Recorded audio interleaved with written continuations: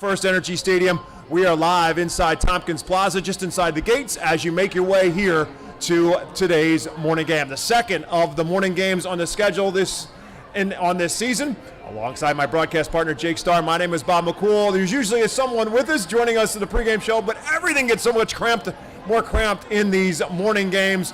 We will have pregame guests for you for the remainder of this series. We promise you that. Our pregame show is brought to you, as always, by Mike's Sandwich Shop. Literally right down the street from where we sit here in the Stadium District. You can walk here and still get back and see the Phillies bat in the bottom of the first inning if you wanted to. That's how close it is to Mike's Sandwich Shop. Before the game, after the game, whatever is your choice, Mike's Sandwich Shop will hook you up with some of the best steak sandwiches in town. Jake, let's talk a little bit about where the Fightin' Phils are. They're 10-16. There's kind of a misnomer because they have played much better baseball as well. The record doesn't indicate it. They've won 5 of their last 7 games. The good news is that we're back in FirstEnergy Stadium. The bad news is that the Reading Fightin' Phils had to leave Hartford because there was something about Dunkin' Donuts Park that energized the Fightin's offense. Maybe it's that Dunkin' Donuts coffee energizing them during their road trip out in Hartford, but what a series that they had against the Yard Goats. They won 4 or 6. You could argue they could have swept that series too. Gave up a walk-off home run on Thursday night. Sunday, they were up 4-1 in the 8th. Hartford scored 3 unanswered to take the lead and win the ball game. So, 1-4-6 though, have to be really happy about that. The bats certainly came to life, and it was really the 2-3. I mean, it was the whole lineup, but the 2-3-4, the De La Cruz, Rojas, Wilson combination right in that heart really catalyzed things. They got things going, and then the guys at the bottom of the lineup, Whitley, Drew Ellis, Cody Roberts, Max McDowell, they all cleaned things up.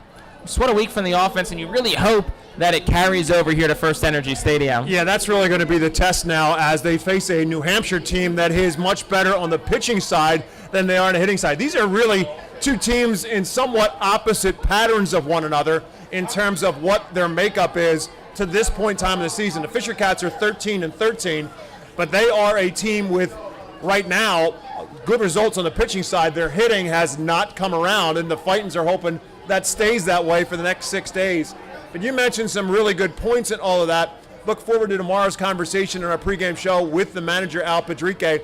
He made that switch in the Altoona series, which was the last home series for the Phils, before they went on the road to Altoona, or to Hartford, and that was to move Johan Rojas, who had been his everyday leadoff hitter, and a guy who you would presume, if you look at this team, he's your leadoff hitter. He's the fastest guy on the team. He's their base stealer. He's their best base stealer. He seems like he is the perfect choice to be the leadoff hitter. He was struggling as a leadoff hitter. Al Padrique moved him to the 3-hole at the tail end of the Altoona series.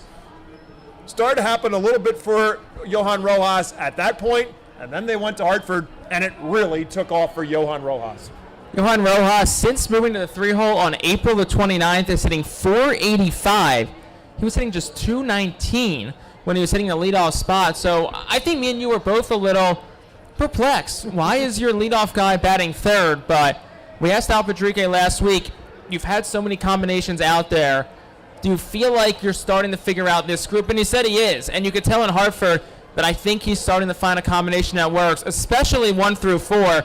Stokes leading off like we're seeing today. De La Cruz second. Rojas third. And the reigning Eastern League Player of the Week, Ethan Wilson, batting fourth. One last nugget off that win here real quick. That 2-3-4, that De La Cruz, Rojas, Wilson combination, over that series, .468, 6 doubles, a triple, 5 home runs, and 22 runs driven in. Yeah, and that had been a problem. We were kind of making a bit of a joke of this over the course of that series against Altoona, that nobody seemed to want to take the lead in terms of the RBI column. Now they're all fighting for it. Now they are literally fighting Phils because they're fighting for that RBI title right now. Ethan Wilson, as Jake said, has really taken off. You're watching and you're seeing the pregame show here as fans are starting to file in.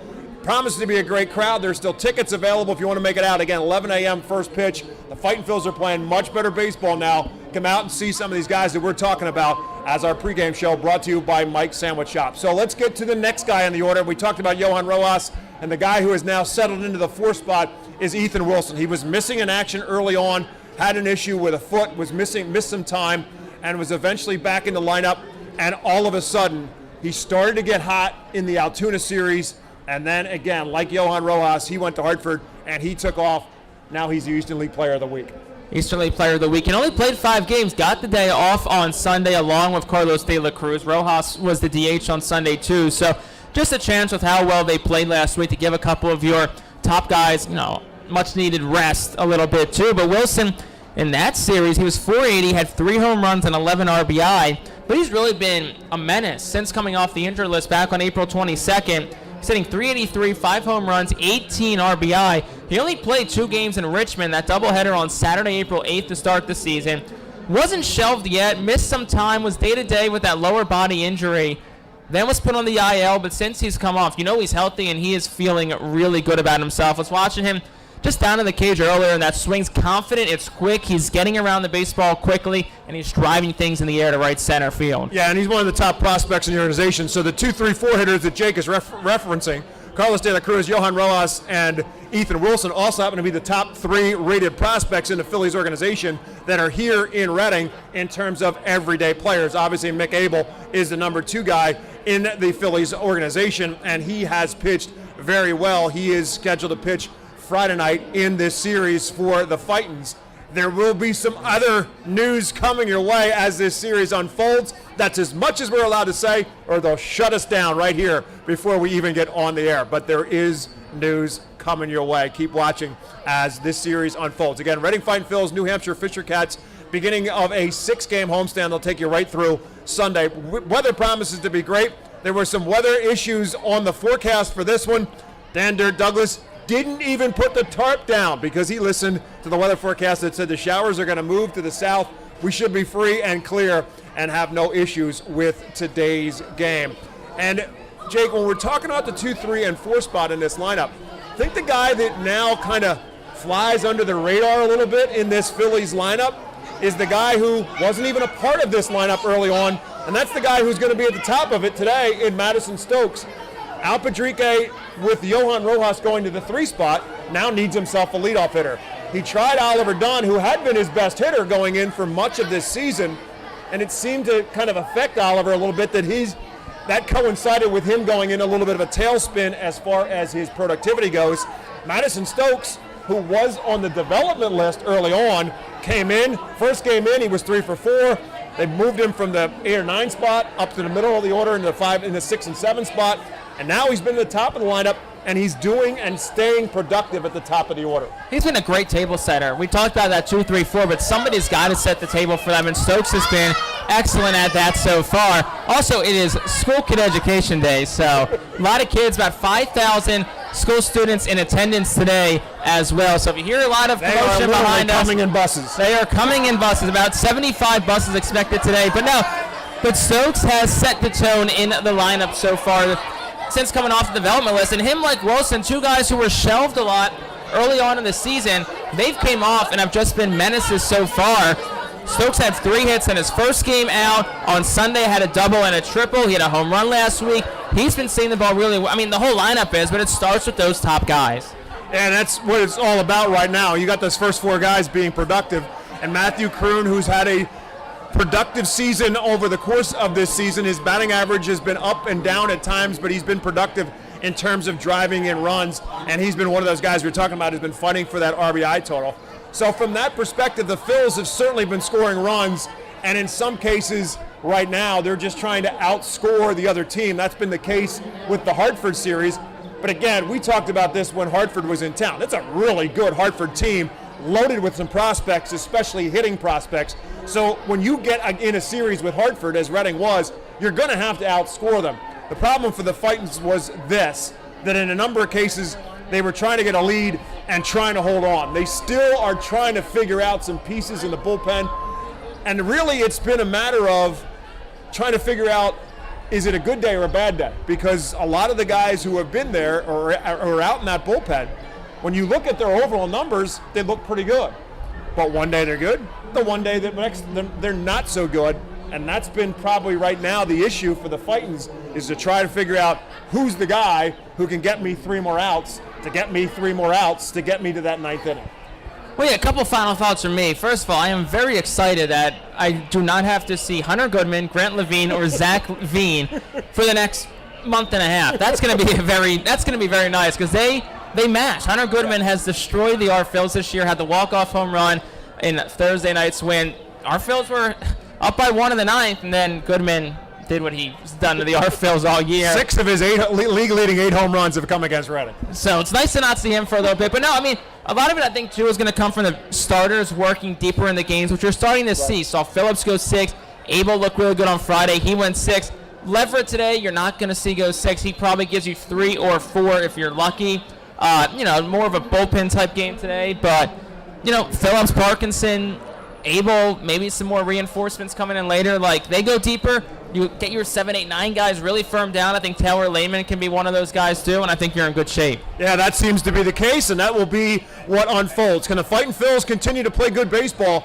And that is what we're hoping to see as well. Hope to see you here at the ballpark. You've been watching the pregame show brought to you by Mike Sandwich Shop. We're going to take a timeout. We come back. It's first pitch time. Reading Fightin' Phils, New Hampshire Fisher Cats on the Reading Phillies radio network. International Fireworks is the official fireworks provider of the Phils. International Fireworks shoots every fireworks show throughout the season, including 8 Mega Blast fireworks shows. International Fireworks also provides the pregame fireworks after the national anthem at each game. International Fireworks has a nearby retail store in Douglasville, Pennsylvania, where you can purchase all of your fireworks. Visit fireworksareus.com for more information about the International Fireworks retail store in Douglasville. Thanks again to International Fireworks, the official fireworks provider of the Phils. Star City Boxing, located at 4760 Schuylkill Avenue in Reading, is a 501c3 non-profit boxing gym unlike any other. Our goal is not only to help you be fit, but to be the best outlet for our youth and community. We welcome anyone who wants to improve their way of life, be fit, and box competitively or non-competitively. We work with you to reach your goals in and out of the gym. Stop in and meet our stars today. Check us out and follow us on Facebook, Instagram, and Twitter for upcoming events and happenings. And visit our website today at starcityboxing.org for more information on how to join, volunteer with our youth, or support our efforts in the community. Star City Boxing is a proud continued 2023 Phils Fiesta Friday partner. The Penn State Health St. Joseph's 67 Club is the original hospitality area at FirstEnergy Stadium. Conveniently located along the third base side, the 67 Club gives you a front row seat to all the action at the hot corner. The area is safely protected from line drives with a large see-through net. Starting at $34, groups of 20 or more can enjoy a 2.5-hour all-you-can-eat buffet. Children 4 and under are free. Visit rphils.com or call us at 610-370-BALL to reserve your group outing today. Humane Pennsylvania is an innovative national leader in animal welfare with adoption centers, accredited nonprofit veterinarian hospitals, emergency animal rescue services, community pet assistance programs, and a free community dog park. At HPA, we are passionate about going the extra base to keep your pets healthy and happy at home with you. With a variety of services and different ways and times to access them and variable pricing, Humane Pennsylvania is here to provide your pets with exceptional care, how, when, and where they need it. Visit humanepa.org for more information. White Star Tours and Travel Centers offers the Phils Fan Road Trip again this season. It's your chance to hit the road with other Phils fans, see an Phils road game, meet with an Phils player, and also see an Iron Pigs and Phillies road game. The White Star Phils road trip visits Altoona, Toledo, and Cleveland from Thursday, July 20th until Sunday, July 23rd. See the Phils in Altoona Thursday, meet with an Phils player or coach, then head to Toledo Friday and Cleveland Saturday to see many former Fightins in action. The trip heads back to Reading on Sunday. Visit the customer service booth for more info on the White Star Phils fan road trip to Altoona, Toledo, and Cleveland. Space is very limited, so sign up today. Can't make it to the ballpark? The Phils radio network has you covered. Legendary Berks County broadcaster Bob McCool is joined by Jake Starr, and they'll bring you radio coverage of all 69 our Phils home games in 2023. Tune in on the Fightin' Phils YouTube channel, Twitch account, Facebook page, or at ourphils.com/radio. The Savage Auto Group Ram Club puts you close to the action on the field with seating in the front 2 rows located directly behind the Fightin' Phils bullpen down the right field line. Fans will enjoy terrific waitress service and have counter space for their food and drink. Fans can reserve the area for 36 people or book any amount of tickets. Keep up with everything our Phils on social media. Follow us for exclusive content such as highlights, interviews, features, and much more. Find us on Twitter at Reading Fightins, on Instagram at Fightins, on Facebook by searching Reading Fightin' Phils, and even on TikTok. Keep up with one of the mostly followed teams in all of minor league baseball on social media.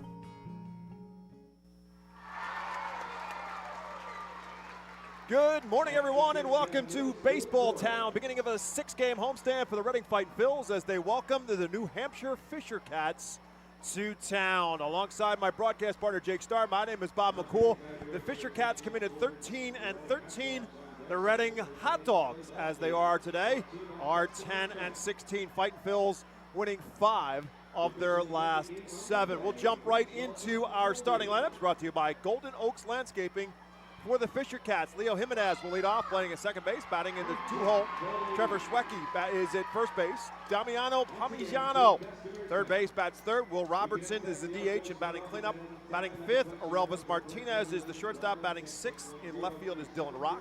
Batting seventh in right field is Sebastian Espino.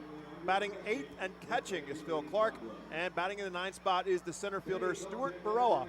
And they will be facing Jake, right-handed pitcher for the Fightins, Adam Leverett. Adam Leverett, Bob, who makes his second start of the season, 8th appearance overall. Only other start came on April the 19th at Portland. Overall, Leverett, a 4.76 ERA over 7 games total, 11 1/3 innings pitched, 13 hits allowed.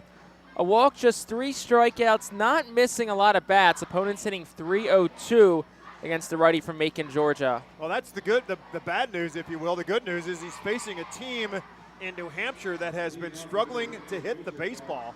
We will talk about those numbers as today's game unfolds. The defense behind Leverett, Garrett Whitley, a new addition since the last time the Phils were here in Reading, is in left field. Johan Rojas in center. Ethan Wilson is in right.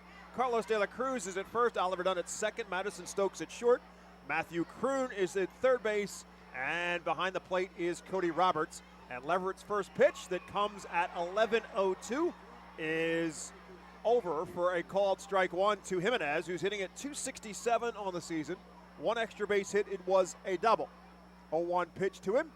Line right back through the box, and a base hit for Jimenez to lead off the game on the second pitch thrown by Leverett. Line drive up the middle for a single and a man on base. You have to think that's going to be the strategy today for these New Hampshire hitters. Hunting early in counts. You get a fastball you like, go after it. So that will bring up Trevor Schwecke, hitting at .259. 3 doubles on the season, 6 RBIs to go along with it. As Jimenez will take his lead off of first base. Leverett from the stretch delivers and misses outside for a ball. The Fightins as a team are at .271 on the season. New Hampshire, on the other side, is at .218 on a team batting average. And the 1-0 pitch misses again outside, and it's 2 balls and no strikes as Leverett's fastball at 93 miles an hour. Leverett originally from Macon, Georgia. 2019 15th round draft pick of the Phillies. Good size lead for Jimenez, and it makes Leverett throw over and gets Jimenez back safely. 2 balls and no strikes to Trevor Schwecke.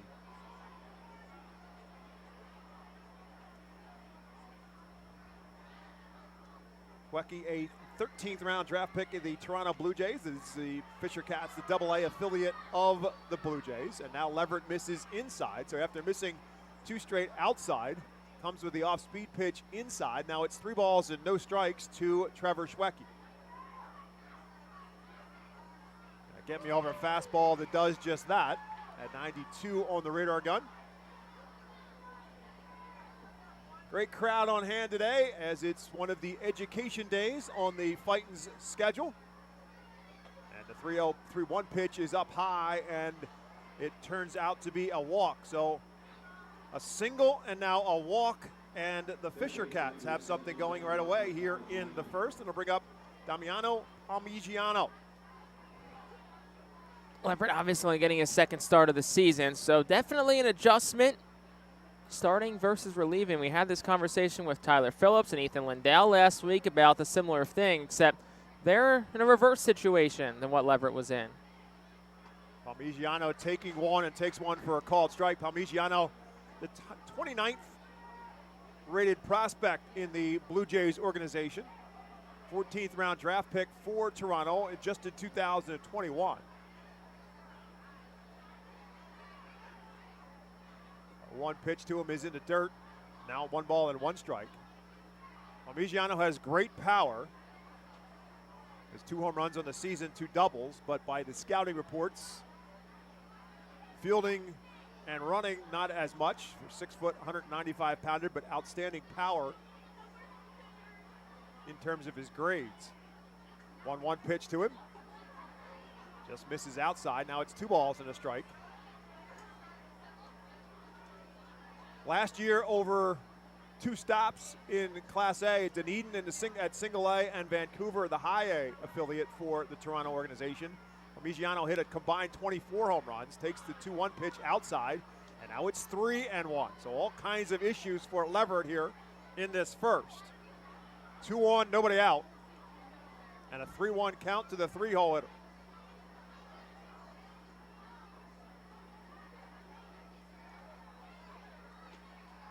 That's low, ball 4. So back-to-back walks, and now the bases are loaded with still nobody out here in the first. And that's going to get a visit from the dugout. Prompts a visit from pitching coach Brad Bergeson.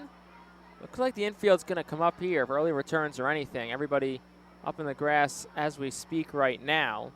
On the topic of the Blue Jays, New Hampshire, the AA affiliate of the Toronto Blue Jays, who the Philadelphia Phillies happen to play this week too. It's funny, Phillies and Sixers both played Boston this weekend. Now the Reading Fightin Phils and the Phillies both playing Toronto affiliates, or Toronto in general. I was talking to Carlos De La Cruz, and he goes, man, I feel like all I do is see Toronto. When you're in Clearwater, you're so close to Dunedin. So spring training, the Phillies and Blue Jays seemingly play every other day. It's either the Blue Jays, the Yankees, the Tigers, Lakeland, Tampa, Dunedin, all so close to Clearwater. So with the visit over, Will Robertson, the cleanup hitter, steps up and starts swinging. Foul down the third baseline. Matthew Kroon gives it a chase and just cannot reach it. It actually tipped off his glove as he reached over the fence and into the 67 club. Along the third base line, Kroon gave it every literally inch that he had to give, and it hit off the tip of his glove, and it remains a foul ball. So Robertson dodges the bullet. Bases loaded, nobody out. To the left-handed hitting Will Robertson. 0-1 pitch to him. Number foul. So after walking back-to-back hitters, Robertson, yes, he's the cleanup hitter, but he's hitting just a $179 on the year. Gets up there swinging and fouls off 2 straight pitches. Infield back to turn 2. 0-2 pitch. Tries to get him to chase outside on the off-speed pitch and misses. So it's now 1 ball and 2 strikes to Robertson, who has 7 RBIs on the season, 7 extra base hits, 4 doubles, and 3 home runs at this stage. Leverett from the stretch, again misses up high with the fastball. Now it's 2-2. So it's not that Leverett is missing in one direction. He's missed outside, he's missed high, he's missed inside.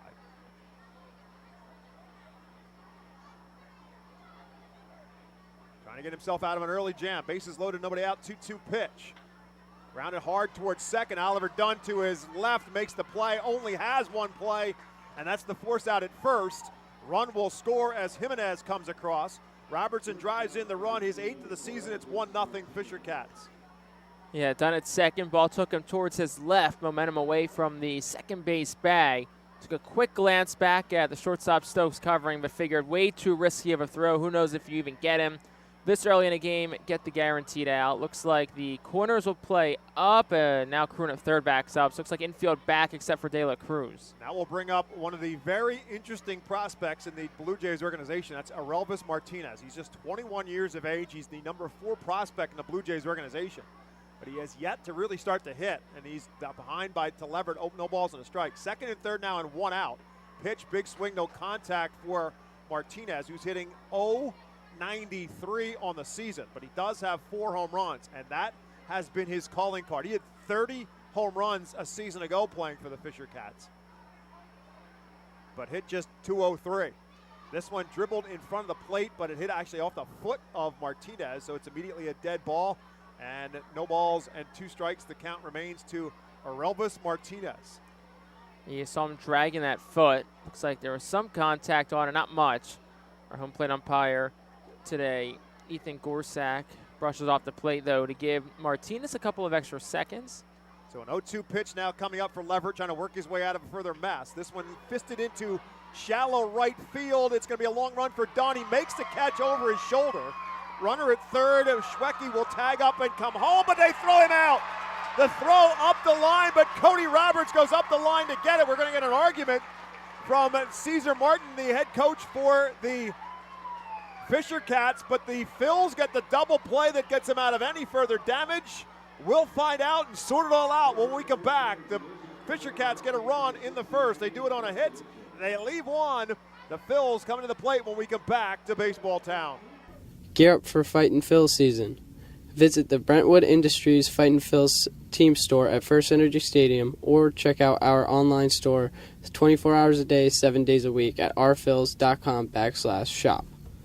We have a wide variety of Fightin' Phil's hats, t-shirts, kids apparel, and more. Looking for something new? Check out our latest selections of Los Luchadores de Reading and Reading Hot Dogs gear, plus throwback, black, R-Train, R-Phil's attire. Root for your Fightins in style. Stop by the Brentwood Industries Fightins team store or rphils.com/shop. ROG Orthodontics is the proud official partner of the ROG Orthodontics Fightin' Phil's Kids Club. Join today at Fightins.com to get your free ROG Orthodontics Kids Club t-shirt and visit FantasticSmiles.com for more information on why ROG Orthodontics is voted #1 in Berks and Monco. ROG Orthodontics and the Fightin' Phils, 2 great hometown partners. Fans, nothing beats a great day at Golden Oaks Golf Club. Located just minutes from Reading, Golden Oaks is a beautiful, award-winning golf course open to the public with perfect greens, lush fairways, and a course playing for 5 sets of tees. Bogey's Pub is open to the public with the area's best full-course menu, featuring indoor and outdoor seating and TVs to watch your favorite sports teams. Let the Golden Oaks Golf Club team cater to your need. Lunch, dinner, golf outings, parties, company events, and fundraisers. Visit our website at GoldenOaksGolfClub.com and follow Golden Oaks Golf Club and Bogey's Pub on Facebook. Golden Oaks Golf Club, where great memories are made. To the bottom of the first we head, and let's take a look now at our Golden Oaks Landscaping starting lineup for the Fightin' Phils. Madison Stokes at shortstop leads off, batting in the 2-hole. First baseman Carlos De La Cruz, batting in the 3-spot center fielder Johan Rojas. Batting cleanup, the Eastern League Player of the Week in Ethan Wilson. Batting 5th is the third baseman Matthew Kroon. Batting 6th is the guy who made the big defensive play at the end of the top half of the first inning, Oliver Dunn. Drew Ellis is the DH. He's batting 7th. Cody Roberts, the catcher, bats 8th. And Garrett Whitley bats 9th, and he's in left field. And they will be facing a right-handed pitcher, Paxton Schultz, for the Fisher Cats. Paxton Schultz is 0-3 with a 4.76 ERA. This is his 6th start of the season. Madison Stokes up there swinging at the first pitch and fouls it out of play. The defense behind Stokes, Dylan Rock is in left, Stuart Baroa is in center, Sebastian Espino is in right, Trevor Schwecke is at first. 1 pitch, and again, Stokes swinging at it, fouls out of play. The rest of the infield for the Cats, Leo Jimenez is at second, Aurelvis Martinez at short, Damiano Parmigiano is at third, and Phil Clark is behind the plate for Paxton Schultz. As Jake said, his 7th start, 0-3 with a 4.76 earned run average. And the off-speed, the fastball that Stokes cannot catch up to is a swing and a miss and a strikeout to start things for the Fightins here in the bottom half of the first inning. Yeah, I've looked back a couple of times at that replay of the Roberts tag. I mean, play just goes so fast, you can't really tell whether he got him or not, but Ethan Gorzak at home plate said he did, and if you're the Fightin' Phils, you'll take it. And I'll bring up Carlos De La Cruz, and he swings at the first pitch and comes up empty. So the Fightins have the bats are jumping. They came out of the bus hopping after that great series in Hartford, where Reading took 4 out of 6 against the Yard Goats. They've won 5 of their last 7 as they come into play here. And De La Cruz drives one to center field, but it will hold up for Stuart Baroa, who barely has to move for out number 2.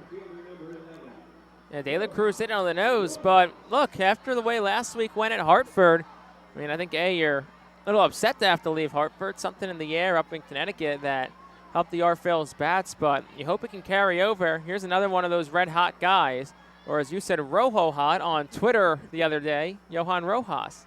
Johan Rojas hit in 9 straight. He swings at the first pitch, slap, tapper, slow roller to third. Palmigiano makes the play and does fire it to first in plenty of time to get Rojas. So the Phils go quickly and quietly in the bottom half of the first inning.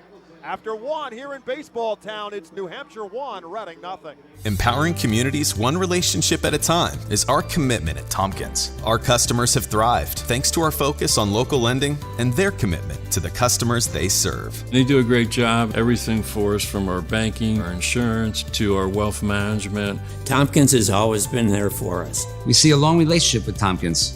They're good people. Tompkins, banking, insurance, wealth. Member FDIC Equal Housing Lender. Investment and insurance products are not FDIC insured, not bank guaranteed, and may lose value. Our Phils fans can continue to expect great performances all season long on the Burke's Commercial Roofing stage. It's the home of great local talent, including the Our Phils mascot band. Burke's Commercial Roofing prides itself on being a locally owned and operated company that puts an emphasis on customer service. They provide free on-site estimates and can handle any size repair, restoration, or replacement. Visit burkscommercialroofing.com or call 610-717-3949 for more information. And don't forget to sit back, relax, and enjoy the show at the Burke's Commercial Roofing stage at America's Classic Ballpark. Burke's Packing is a family-owned and operated meat processor located here in Reading, specializing in hot dogs, ham, specialty meats, and more. Burke's Packing provides America's Classic Ballpark with quality products, including the highly acclaimed flat-top grilled hot dog. Join us for Burke's Packing Sunday Family Fun Days at Sunday home games all season long at FirstEnergy Stadium.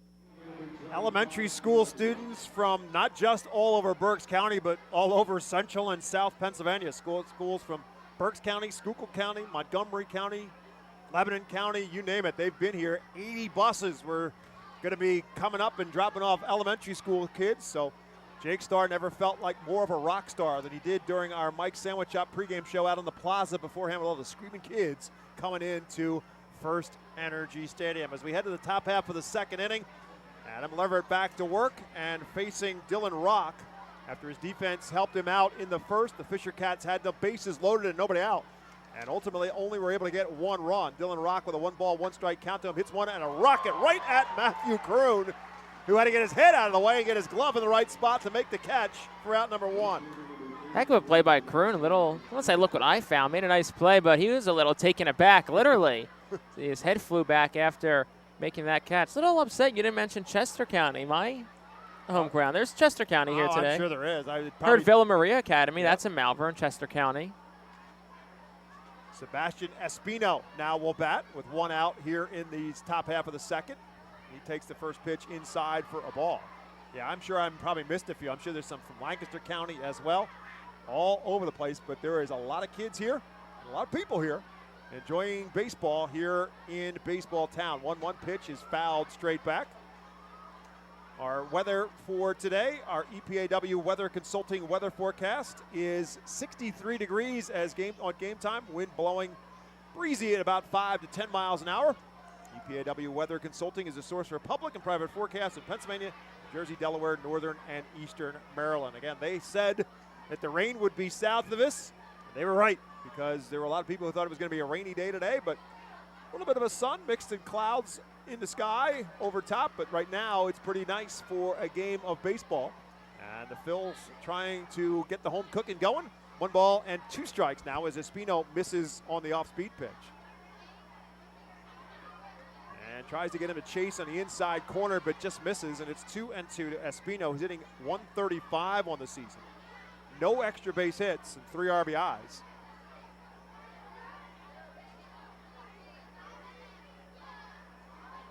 And it hit him. He kind of leaned into it on an fastball up and in, and Espino leaned right into the pitch. Looked like it got him on the left arm, and so he's going to be on base now. Hit by pitch. We'll put a man on first base with 1 out for Phil Clark. You know, they got either that shaking out his hand or maybe his forearm a little bit. Hit one of those extremities, forearm or hand. But looks to be okay. Let's see if Leverett, who had a quick out and rock, got ahead of the count against Espino before losing him. See if he can dial up a ground ball double play here. And the Phillies got the big double play at the end of the inning. It was a pop-up. It was a great running catch over his shoulder by Oliver Dunn. Then he made the throw home, and a great sweep tag by Cody Roberts. You get the runner Palmigiano coming from first, or Palmigiani coming from third base on the tag up, on the infield tag up, and that got the Phils out of any further damage. And have a bases loaded, no out jam. Got 1 run only. It's 1-0 Fisher Cats with a man on first and 1 out. And Phil Clark, the batter. Runner takes off, and Clark swings away and fouls it out of play. Clark hitting at .057 on the season. One of 2 players in the Fisher Cat lineup hitting under 100. So we're not talking under the Mendoza line. I don't even know that. I don't think there is a line in baseball for the 100 line. The half Mendoza? Man on first. Espino not with much of a lead. Facing the left-handed hitting Phil Clark, one of 2 left-handeders. The man on deck, Stuart Baroa, is a switch hitter. So he'll obviously be batting left-handed as well against the right-handed pitching Leverett.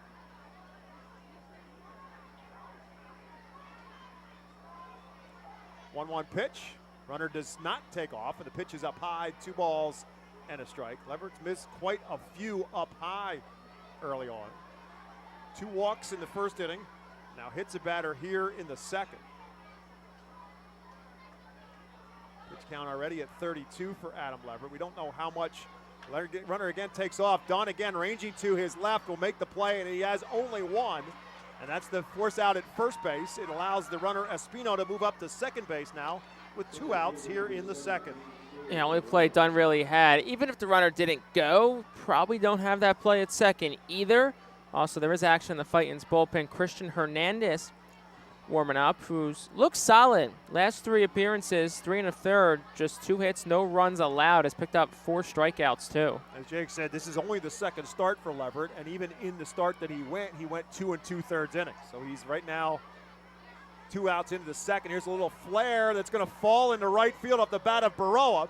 Espino comes around third, and the throw gets away from Cody Roberts, and it will allow Espino to move up. So Stuart Baroa just kind of threw his bat out there and got enough on it to flare it into right field, well in front of Ethan Wilson for the single.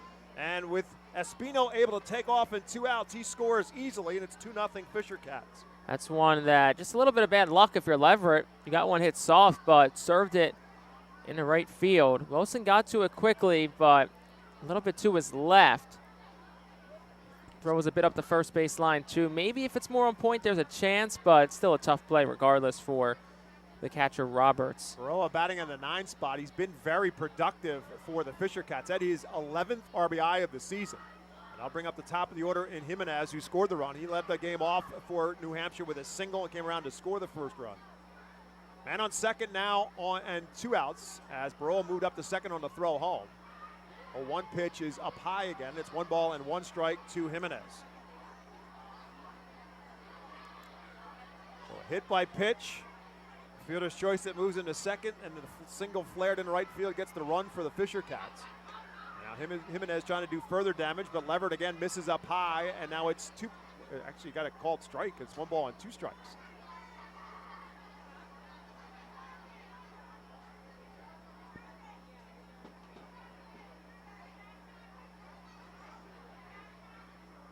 Runner takes off, swing, and the bat goes, broken bat. It's a foul ball down the first baseline. Bat split into a couple of different pieces.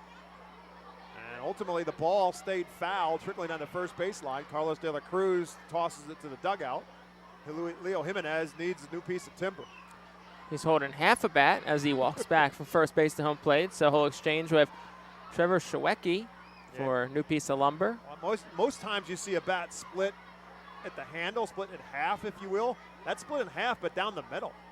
It's like clean break. Yeah, it was. So 2 outs, 1 ball and 2 strikes. Again, foul down the first base line and out of play.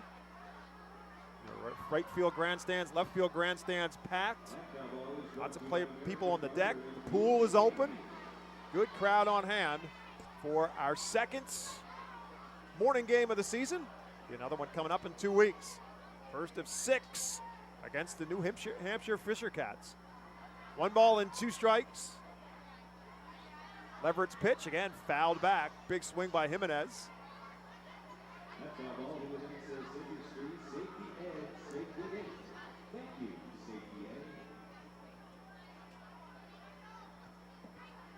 Adam Leverett today, 40 pitches through 53 in his 1 start. So if he can get this batter, maybe you think about bringing him out for the 3rd.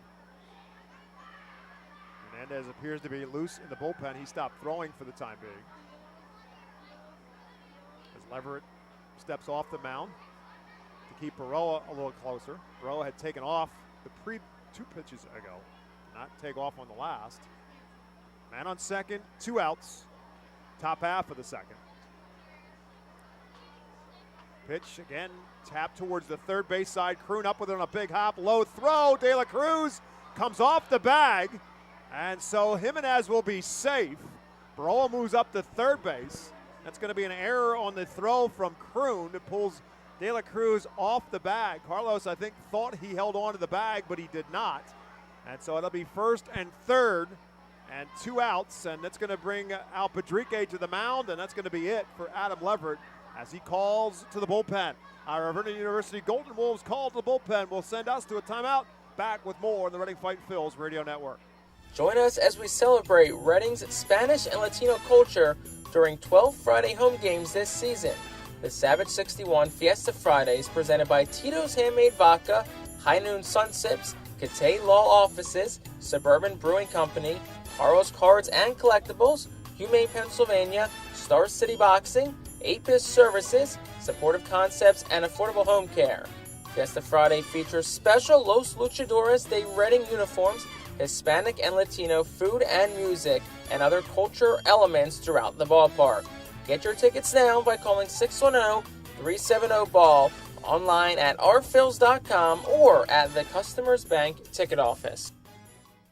Burke's Packing is a family-owned and operated meat processor located here in Reading, specializing in hot dogs, ham, specialty meats, and more. Burke's Packing provides America's classic ballpark with quality products, including the highly acclaimed flat-top grilled hot dog. Join us for Burke's Packing Sunday Family Fun Days at Sunday home games all season long at FirstEnergy Stadium. Christian Hernandez will come on to try to get the Phils out of any further damage here with 2 men on for the Fisher Cats, first and third, and 2 outs in the inning. Top half of the second is the inning, and it's 2-0 New Hampshire on top. The runners at the corners and 2 outs, and Christian Hernandez, the 22-year-old right-hander, on the mound now for the Fightins to try to get them out of any further trouble. And we said Hernandez has been good in his last 3. Overall 5 games, 1-0, a 5.06 ERA. 7 strikeouts, which that's who he is. He's going to throw hard. He's going to try and miss bats. That's what Hernandez is. Still very raw, a lot of development left, but that's what the Phillies want him to be. First pitch to him, off-speed pitch up high, the changeup, and it's ball 1. A lot of those numbers for Hernandez jaded by what happened to him his first appearance here in Reading, where he was not able to record an out. First and third, 2 outs here. Again, comes up high, and now it's 2 balls and no strikes to Schwecke, who walked his first time up. Hey, take away that first appearance against Hartford. He's thrown 5 1/3. He's given up just 1 run, 4 hits, and has struck out 7. 2-0 pitch, swings through it, and now it's 2 balls and a strike. So after a couple of off-speed pitches, comes with a fastball that Schwecke cannot time up. Schwecke goes back and turns back to the home plate umpire and asks him whether or not he chased a ball or not. Letter high fastball. 2 balls and a strike to him. And lays off another one that's low and away. Now it's 3 balls and a strike. limited sample size, but true splits for Hernandez. Lefties hitting .417 against him. Righties yet to record a hit. That's what he's facing right here. And now time is called by Schwecke. Schwecke, 25 years old, originally from Marshfield, Wisconsin. 13th round draft pick for the Blue Jays out of Wisconsin, Milwaukee. Runner at first takes off, and Schwecke takes it for a ball. So Schwecke again is a base runner, courtesy of a walk, as Hernandez walks the first man he faces. And so now the bases are loaded again. That'll bring up Damiano Palmigiano. Adam Leverett inning in 2/3, 2 hits, 2 walks, no strikeouts. Currently charged with 2 runs. The runner on third would be an earned run for him. Runner on second, likely an unearned run, reached via an error. So still technically responsible for 1/2. First pitch, Palmigiani takes it for a ball. Right now it's about throwing strikes. Palmigiani walked his first time up. 8 RBIs on the season for Palmigiani, as he's got the bases loaded here and 2 outs.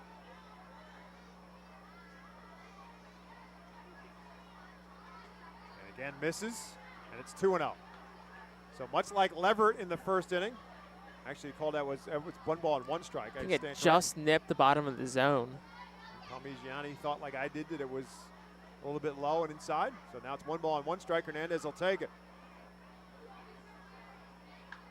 Hit hard but fouled on the third baseline.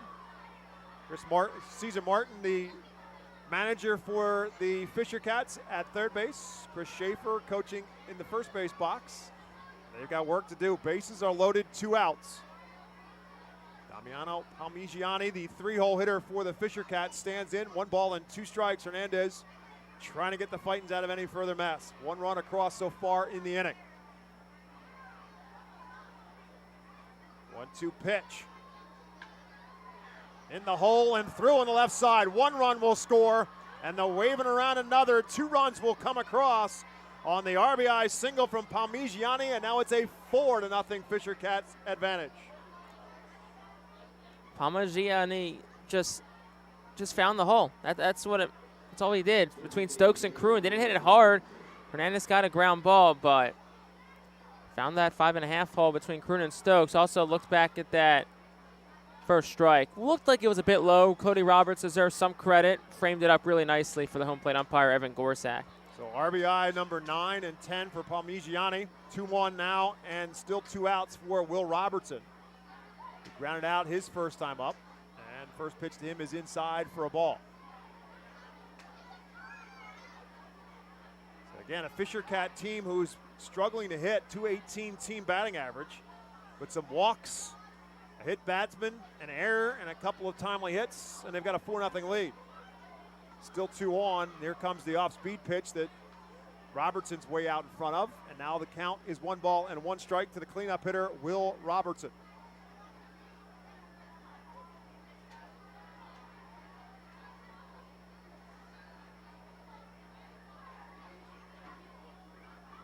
This one's in the dirt, and now it's 2-1. Will Robertson played his college baseball at Creighton, originally from Loose Creek in Missouri. So he went from being a Creighton Blue Jay and hopes at some point in time to be a Toronto Blue Jay. Last year in New Hampshire, hit .215 with 12 home runs. He's got 3 home runs on the season so far, 7 RBIs. Looking for more here, and he can't catch up to that one. Now it's 2 balls and 2 strikes, and the 95-mile-an-hour heater from Hernandez. Climbed the ladder with that last one. We'll see if Hernandez does it again or tries and work off speed off of that upstairs fastball.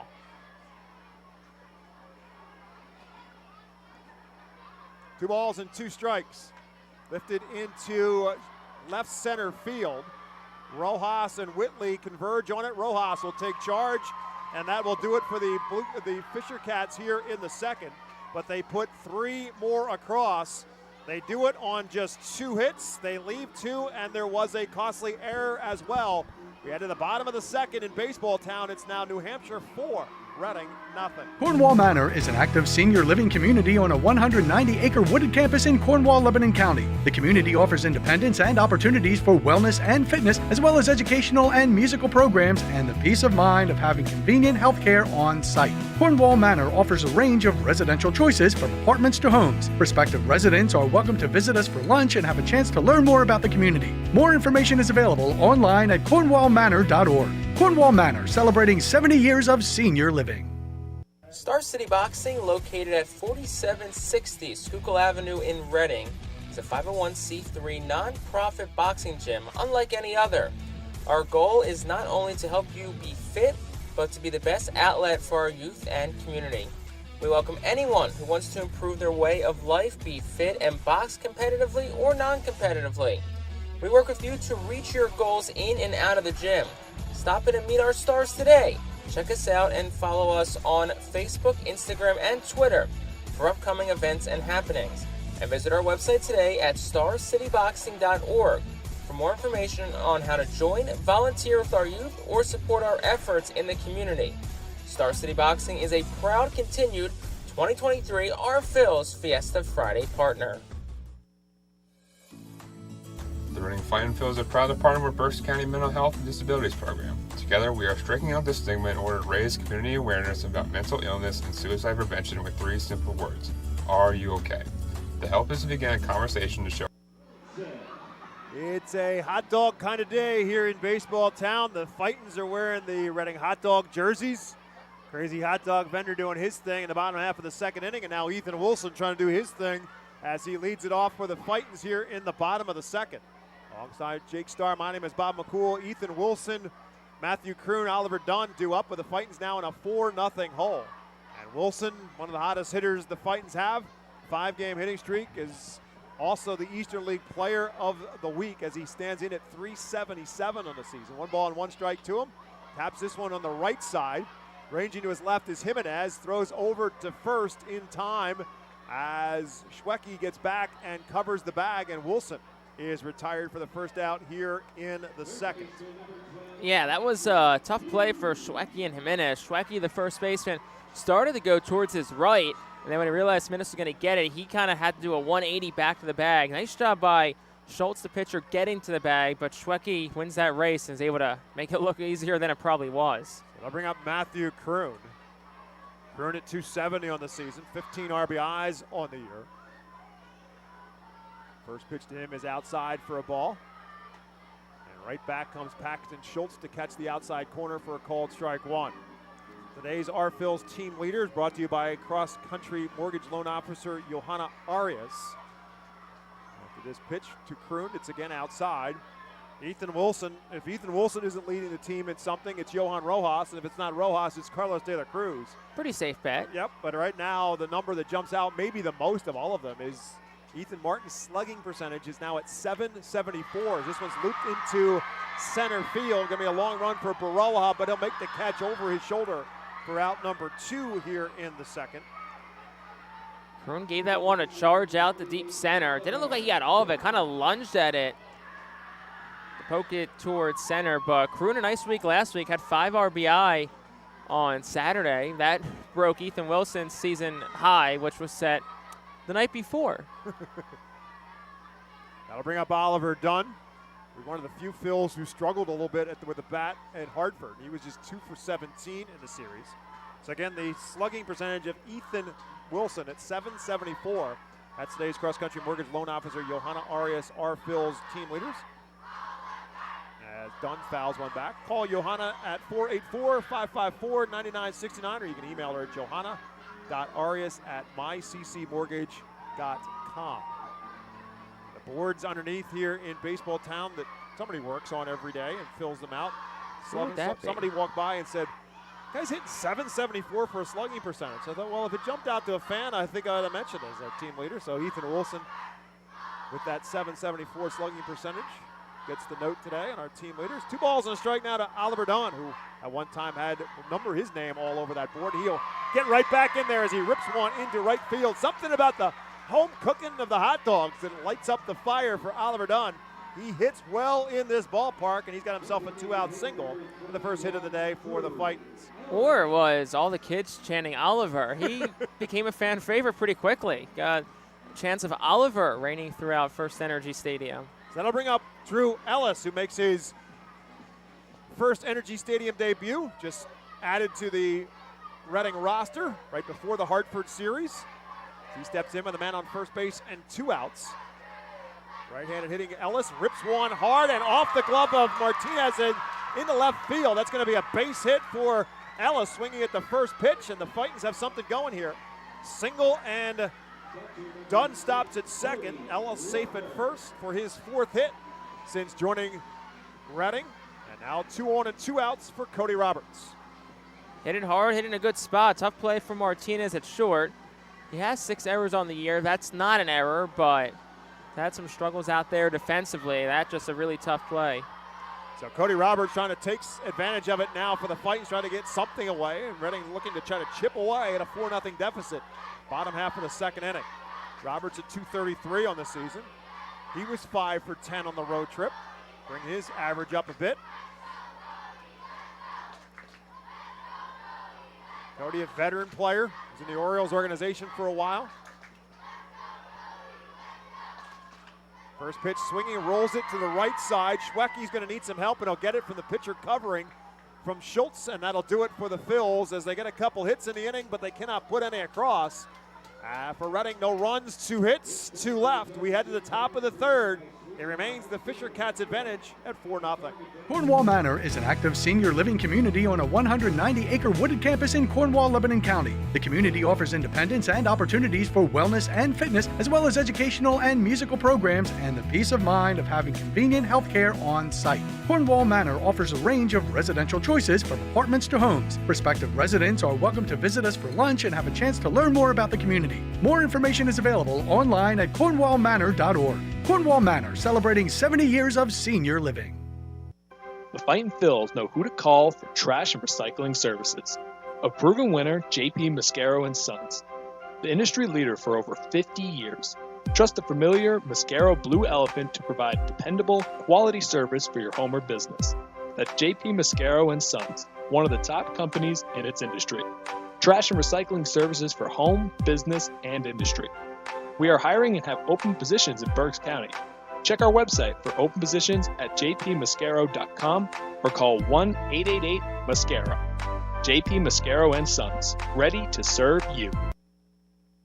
Every time you grab an ice-cold 20-ounce Pepsi, you'll find a Pepsi emoji on the side of the bottle. So while the Pepsi delivers this, the Pepsi emoji delivers this. Ooh.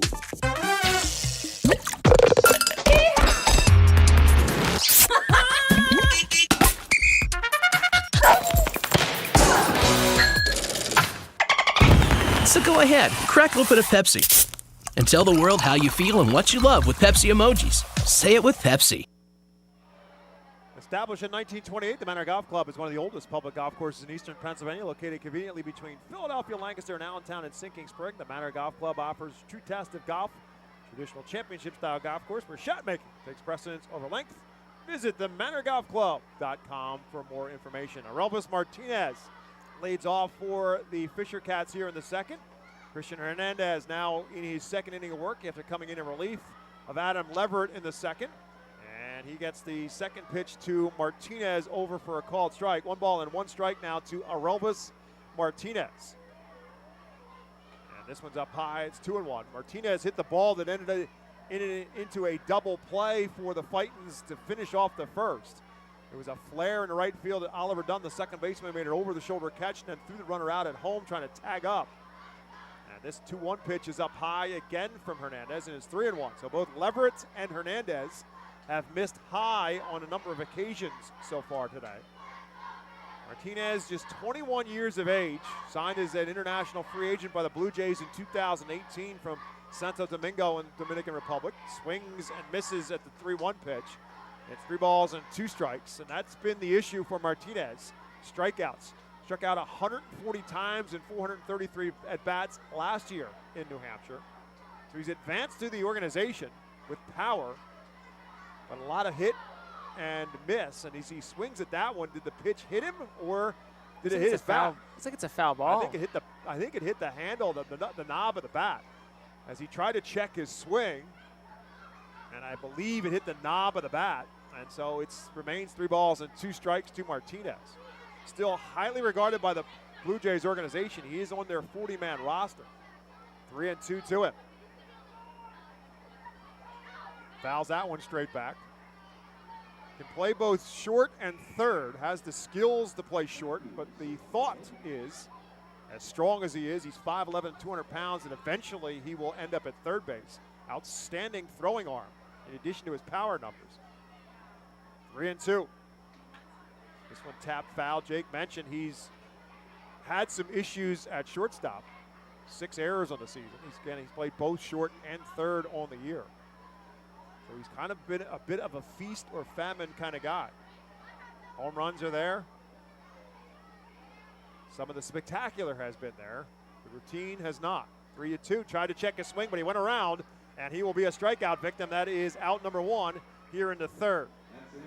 Getting that first out on the first batter, huge for the Fightin' Phils and Hernandez's confidence, especially if you need some length out of Hernandez today. Bullpen is still quiet for the Fightin' Phils. Then you're going to need him to get some early outs and some quick outs. Pitch count at 21 right now. So that'll bring up Dylan Rock, who hit a rocket right at Matthew Kroon at third base his last time up. That was leading off the second inning. This pitch is an off-speed pitch. It's up high and away.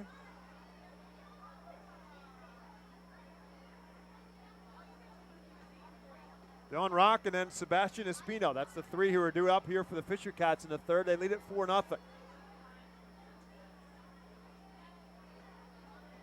up and in on the fastball and spins him off the plate. It's 2-0.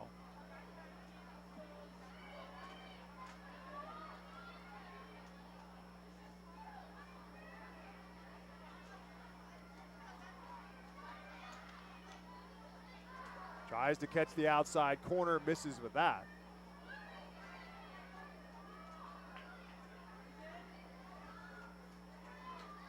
It's 3 balls and no strikes now to Dylan Rock. And that misses way inside. It's ball 4. It's the second walk surrounded by Hernandez, the 4th by the Phils pitching so far. We have 1 out in the third inning, and they have also hit a batter.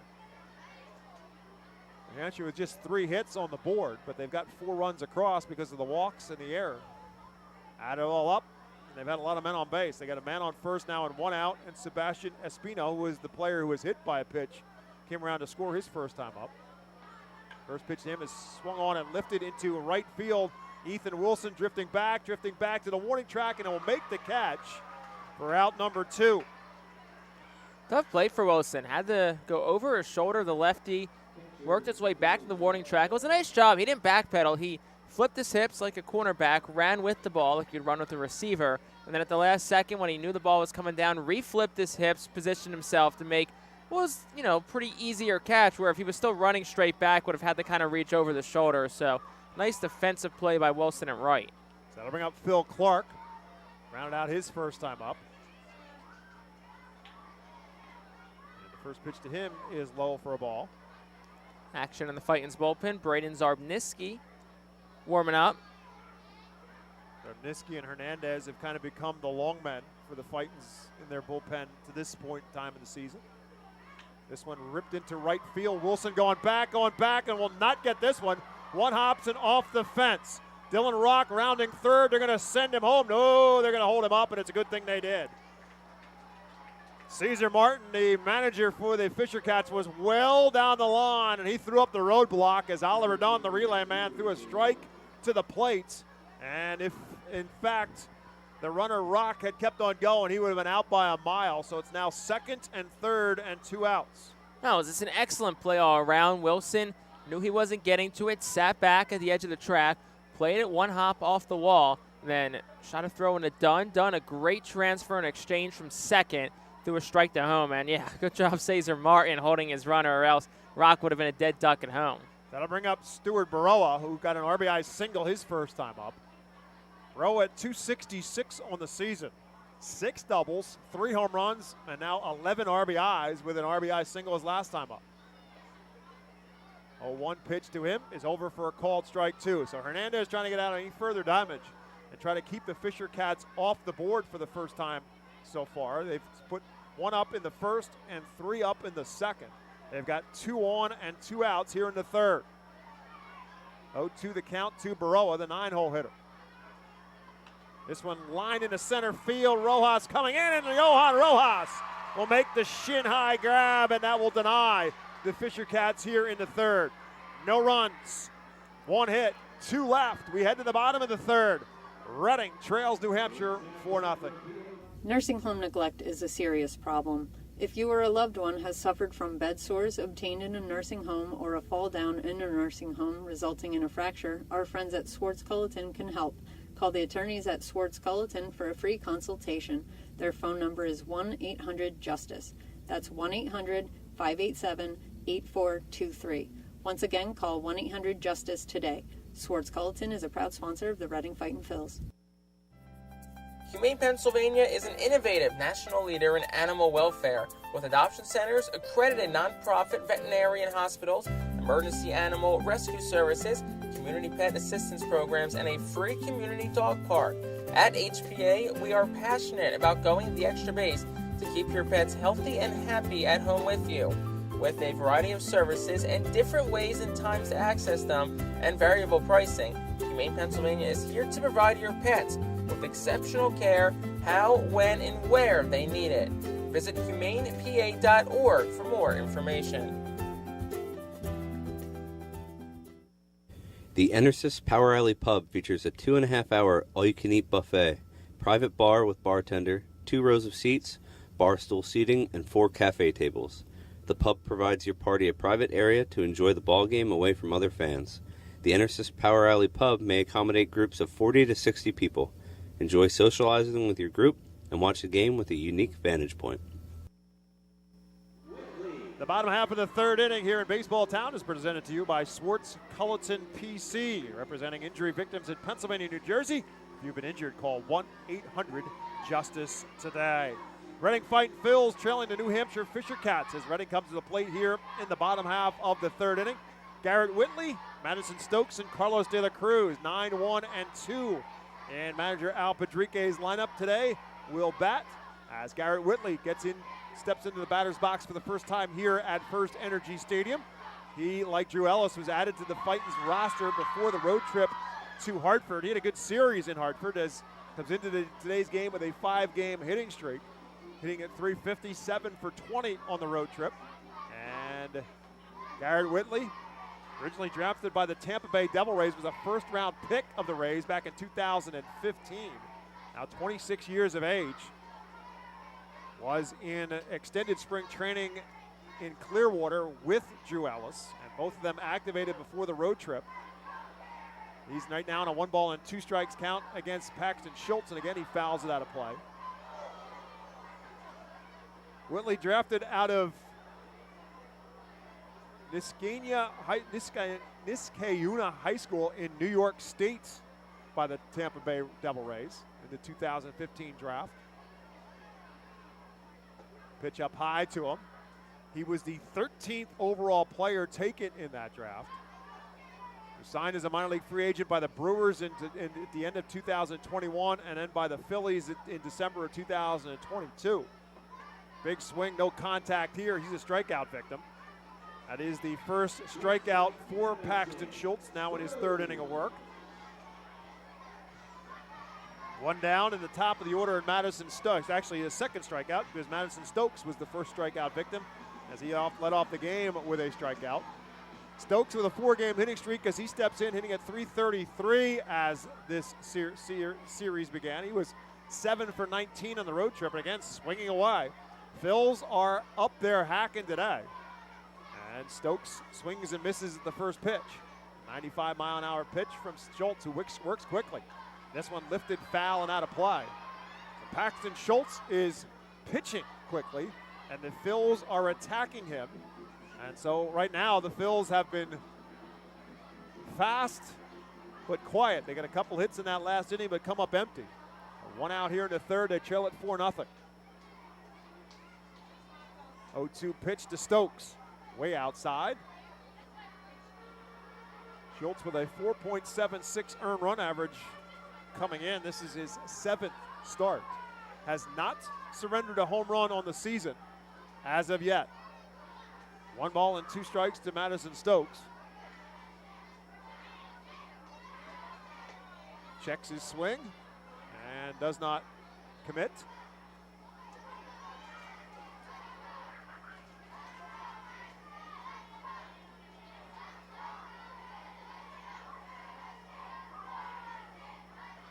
Now it's down low, and it's now 3 balls and 2 strikes. Schultz has not walked a batter as of yet. Coming into today's game, 22 2/3 innings pitched, 25 strikeouts and 13 walks.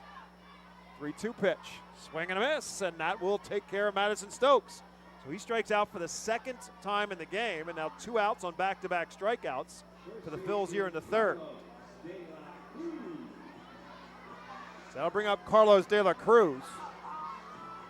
Carlos at 292 on the season. He has a 5-game hitting streak. If you look at the first 4 batters in the Phils lineup, Stokes had a 4-game hitting streak. De La Cruz has a 5-game hitting streak. Rojas a 9-game hitting streak. And then Ethan Wilson with a 5-game hitting streak. So far, quiet through those 4 batters to this point in time as De La Cruz flew out to center field his first time up. Big swing, no contact on the first. The second one is way up high. So it's 1 ball and 1 strike to Carlos. 6 doubles on the season, a team high 5 RBIs and 5 home runs, and 12 RBIs. 1-1 pitch to him. Big swing again on a late swing on a 95-mile-an-hour fastball. De La Cruz way behind that pitch, and now he's behind the count as well. 1 ball and 2 strikes. Al Padrique coaching at third. Ray Ricker back in his first base coaching box. 1-2 pitch is low, and it's 2-2. Ray Ricker, who had a nice little homecoming last weekend, or last week in general, from Central Connecticut. So had a lot of family and friends at Dunkin' Donuts Park in Hartford. It's always got to be nice to make your homecoming, whether it be as a coach or a player. Coach Ricker, who coached for a number of years at Division II college, Post University in Connecticut, as De La Cruz takes one outside. 3 balls and 2 strikes now.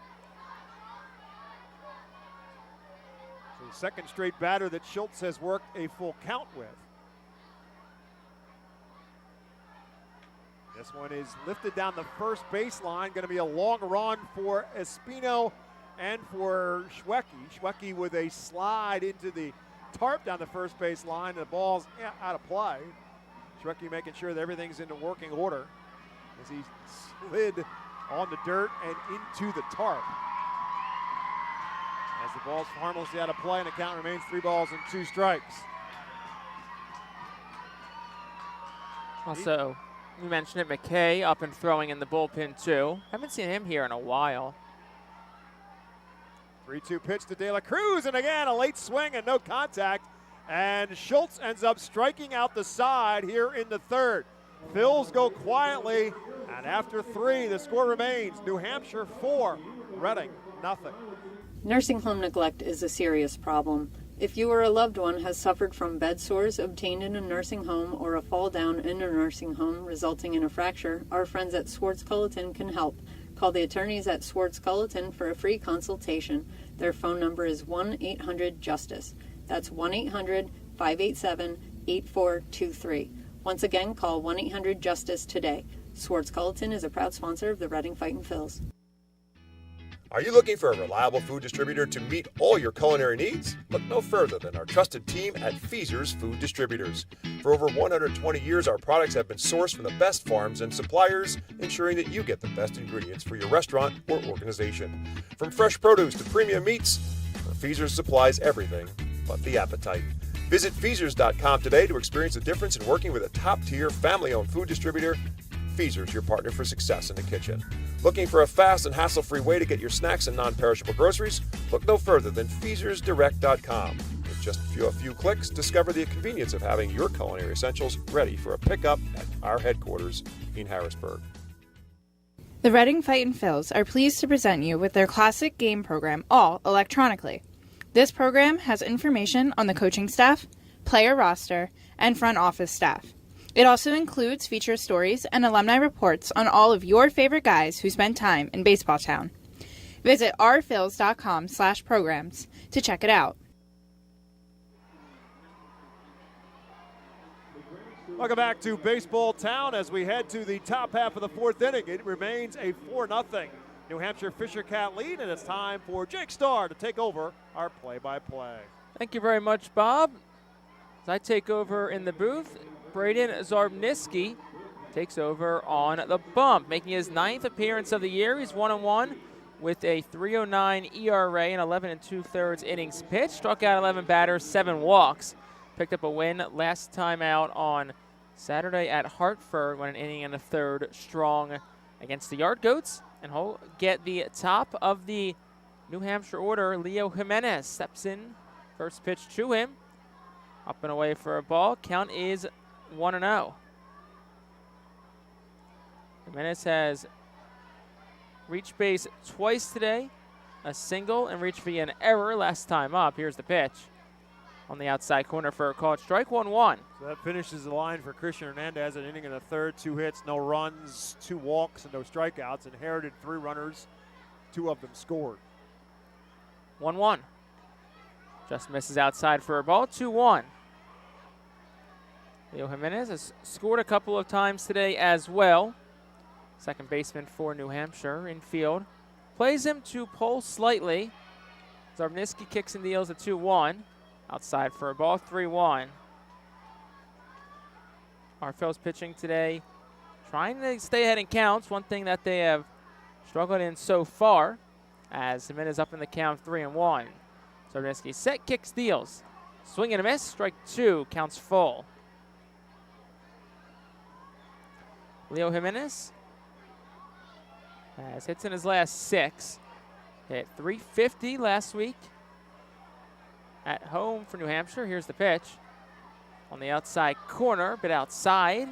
Says home plate umpire Ethan Gorsax. That's going to be a leadoff walk for Leo Jimenez. First walk issued by Braden Zarbniski. And it's the second time in 4 innings the leadoff man has reached as Trevor Shawecki up to the plate. It's now 5 walks surrendered by Fightin's pitching. Still the top of the 4th inning. Shawecki settles in with Jimenez on first. No out, stop 4. Here's the pitch. Swing and a miss, 0-1. Fastball at 94 from Zarbniski.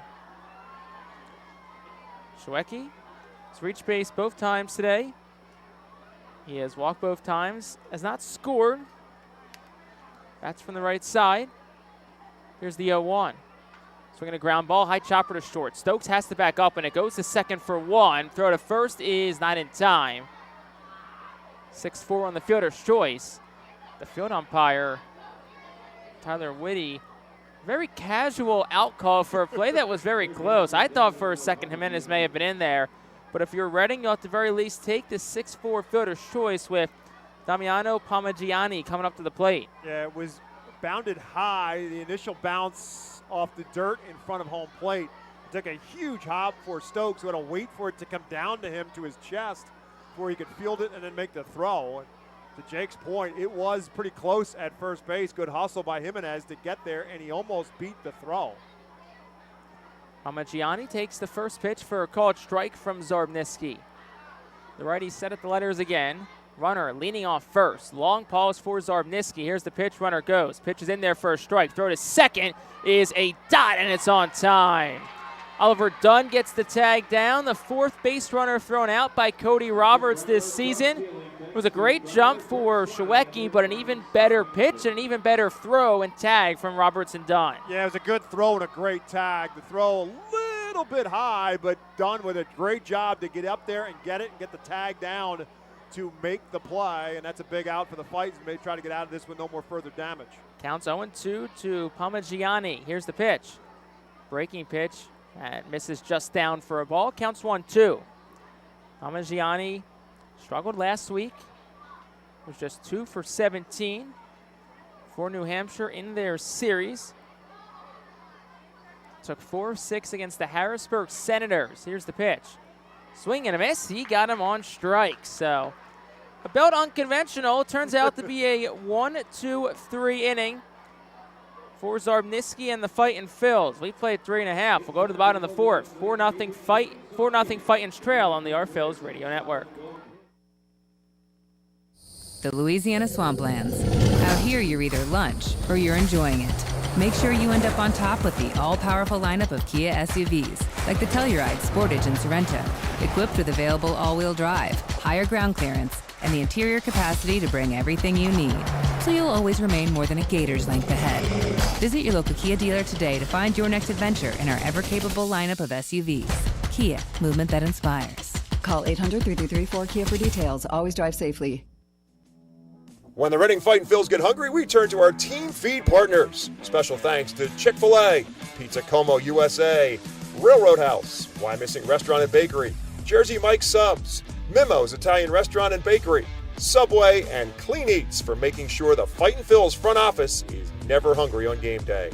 Our staff enjoys delicious meals from our team feed partners. Don't take our word for it. Find out for yourself today. The award-winning Reading Hospital Tower Health Pool Party provides an unforgettable night out with family and friends. Enjoy a baseball game while swimming in the 87-degree heated pool directly behind the right field home run wall. Plus 2.5 hours of all-you-can-eat buffet, photos, and autographs with the crazy hot dog vendor and the Fightin' Phils mascot band. Regular season tickets start at $33 per person for groups of 20 or more. Give us a call today at 610-370-BALL.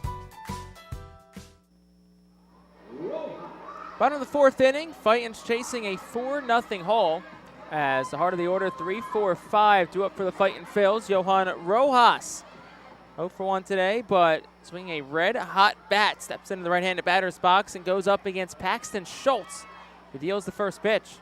And there for a called strike 0-1. Rojas grounded to third, back in the first, hit a hot shot to Parmigiani, who was playing up in the grass at a pretty routine play, the 0-1. Outside for a ball 1-1. All the buildup that we've had about the Phils and how hot they have been, about time we speak some of that into existence with this 4-0 deficit. See if the bats can pick up where they left off last week. Here's the pitch, swinging fouled back, right side. Counts 1-2 to Rojas. Well, when the Eastern League, whatever the committee is, met and decided who would be player of the week, probably the biggest competition to Johan Rojas, well, to Ethan Wilson, were his own teammates Johan Rojas and Carlos De La Cruz. Here's the 1-2. Rojas swings and misses.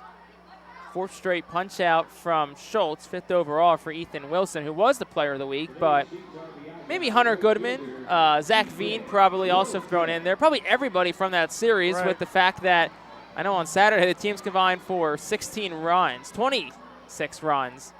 But Rojas last week was 14 for 27, and he scored 10 runs, drove in 6. First pitch to Wilson, misses outside for a ball 1-0. Yeah, you have a 6-game series in which you had 14 hits, which Johan Rojas did, and you're not Eastern League Player of the Week. Give you some indication how good Ethan Wilson was. 1-0. Wilson fans and misses at it. 1-1. Right now, Paxton Schultz is making them all look like little leaguers. He has gotten stronger, to say the least, as this game has unfolded. Second time through for Schultz, the 1-1. Wilson jammed on the hands, hits it shallow left. In and towards the line goes Rock, the left fielder. He's there. He's got it. 2 away, 2 quick outs. Matthew Kroon, the batter, for the Fightin' Phils. 2 outs, bottom 4. 4-0. New Hampshire Fisher Cats have the lead as Kroon steps in. Somebody else who had a strong week last week. I think when you look at the offensive production from the Fightin' Phils, I think pretty much everybody had a strong week last week. Maybe not the pitching side of things. Mick Abel, though, looked really good on Friday, but the hitters certainly did. First pitch to Kroon, takes it for a ball 1-0. Kroon was 6 for 19, drove in 6 runs. 5 of them came on Saturday. Here's the 1-0. Kroon takes 2-0. Yeah, the Yard Goats are the minor league, the AA affiliate for the Colorado Rockies, but that series looked like it was played in Colorado, the way everybody was jumping on everything that the pitchers were throwing up in Hartford. It's that thin air at Coors Field, 2-0. Kroon grounds it sharply towards third. Diving is Parmigiani. Went past him, went past Martinez, backhand it short. It's a base hit as it hit neither glove and skips in the left. So Kroon is aboard with 2 outs for Oliver Dunn. You mentioned the guys that you talked about in terms of player of the week. Nobody even talks about Matthew Kroon. He was 6 for 19 with 6 RBIs in that series, and he was like, oh, yeah, well, he was pretty good too. But because of the unbelievable numbers everybody else put up, you can almost forget how good Kroon swung the bat in Hartford as well. Kroon was someone who was looking to get out of a bit of a rut. Certainly did that last week. Here's Dunn, first pitch home. Down for a ball, 1-0. And Oliver Dunn is back in the place that he likes to hit the best. He has hit exceptionally well in this ballpark so far on the season. Going to get a base hit his first time up here. So runner on first moves Schultz to the stretch. He's down in the count, 1-0 to Dunn, 2 outs, bottom 4. Righty's set at the letters. Long pause, he'll kick and deal. Dunn under it, in the air, foul, left side out of play. Count moves to 1-1. Oliver had just 2 hits in the series, but one of them was a huge bases clearing triple that helped the Phils get one of those wins. Again, that was a big win because it assured them of winning the series at the time, put them in a position where they could have won 5 out of 6, but ultimately ended up winning 4 out of 6. But that's what you want to do, especially on the road. All about winning series. Here's the 1-1.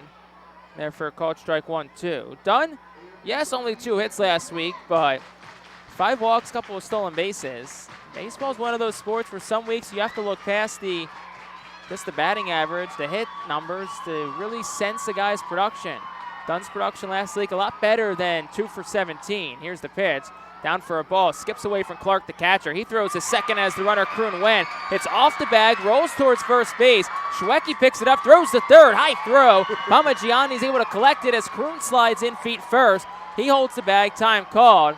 So it's a great 2 bases for Kroon. Not just a good hustle play by Matthew Kroon, but it's also very good sliding technique by Kroon because he popped up on everyone. The throw, as Jake said, was bizarre. It actually hit the bag and rolled towards first base, and the first baseman Schwecke had to run it down, and Kroon slid into third and popped up because the throw to third was high.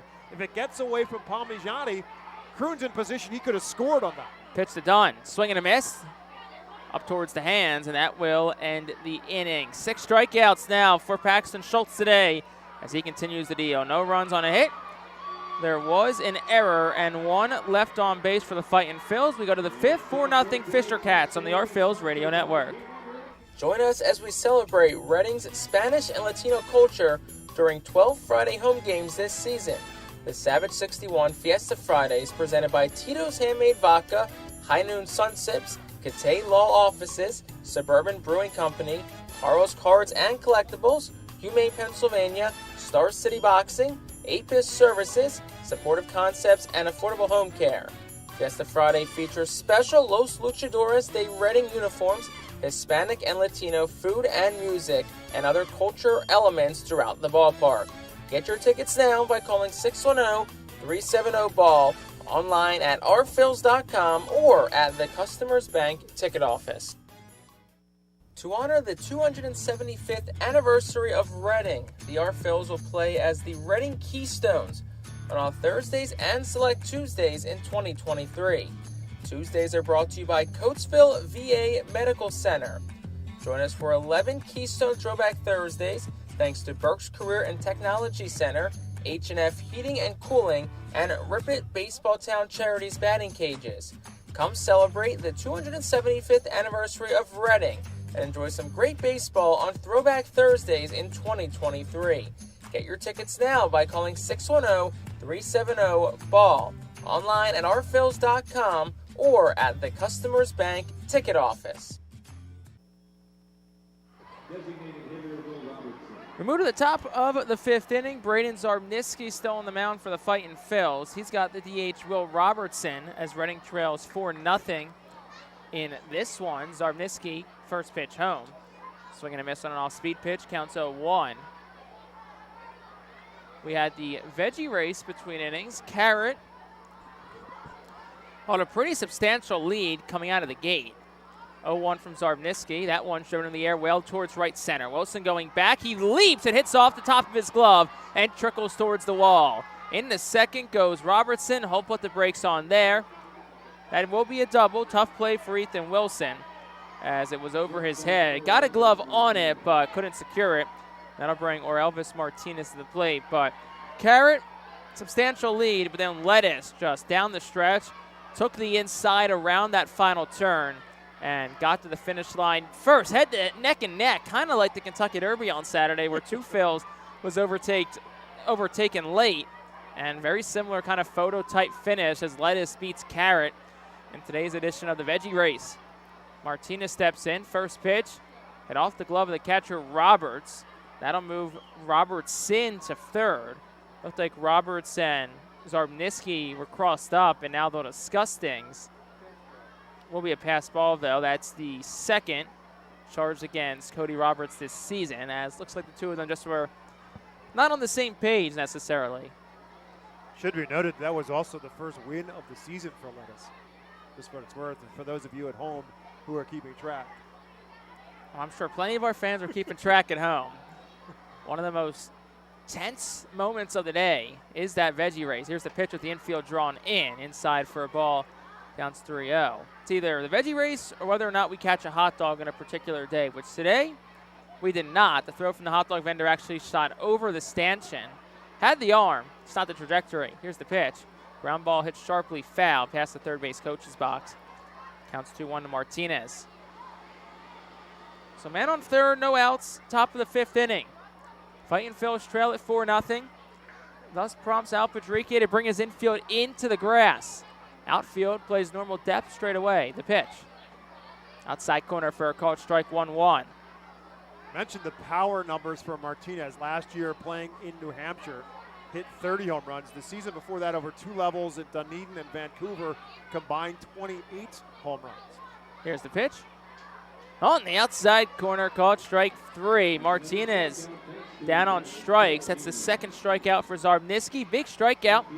And that'll bring up the six-hole man, Dylan Rock, who's 0 for 1 at the walk today. That's been the other piece of the puzzle for Martinez. 140 strikeouts last year here at New Hampshire, and a combined 113 strikeouts the season before that. So a lot of hit or miss from Elvis Martinez, and he's struck out twice in this one. First pitch to Rock. Outside corner for a called strike 0-1. Infield remains drawn up for Rock, who was hitless last week against Harrisburg. Limited action, 0 for 6, a couple of strikeouts. Reach base once via a walk, the 0-1. Tried to check his swing, they'll appeal to first. First base umpire Austin Snow says no swing, counts 1-1. Dylan Rock, driven in 4 so far this season, 250 overall and a home run. Zarbniski kicks and deals. That one's flared off the end of the bat, slicing towards the line of right field. It's down just to the right of the line and foul. Trickles past the Phillies bullpen, so that makes it 1-2. Ethan Wilson's had a workout in right field. He's had nothing hit at him tonight. Everything has either been hit over his head or, in that case, a flare down the first baseline. And fortunately for the Phils, it just landed foul. So Dylan Rock will retrieve his bat to the right side of home plate and take the long walk back to the batter's box. 1-2, 1 out. Top of the fifth inning. New Hampshire leads at 4-0. Man on third is Will Robertson. Infield for the Fightin' Phils plays up. Righty on righty matchup here. Zarbniski comes set at the letters. Time called by Rock. Johan Rojas in center field playing Rock to pull on the shortstop side of second base, whereas Wilson's kind of cheating him a little bit to the right field. So it's a big gap right center field, right in front of that Redner's Event Center.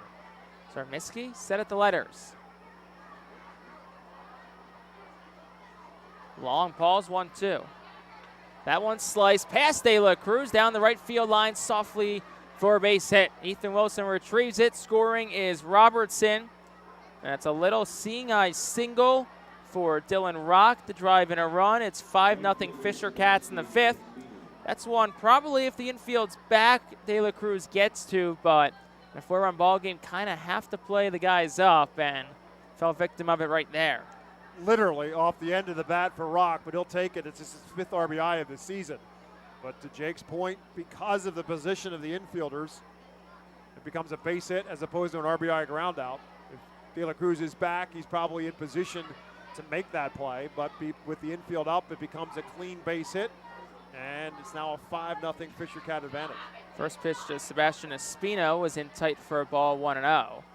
Zarbniski set at the letters, kicks deals. That one's fouled, 0-2. They haven't hit a whole lot of rockets around this ballpark and have 6 hits to show for it. But some bleeding hits, some seeing eye base hits, A lot of walks, hit by batter on error. He put it all together. It's a 5-0 Fisher Cat advantage. It's the walks, the errors, hit by pitches. That's what's going to kill you. 1-1, 1 out. Throw over towards first. They got him picked off. Yes, they do. De La Cruz applies the tag. Braden Zarniski picks off the runner as Rock was already leaning towards second. An excellent pickoff from Zarniski. Great tag from De La Cruz.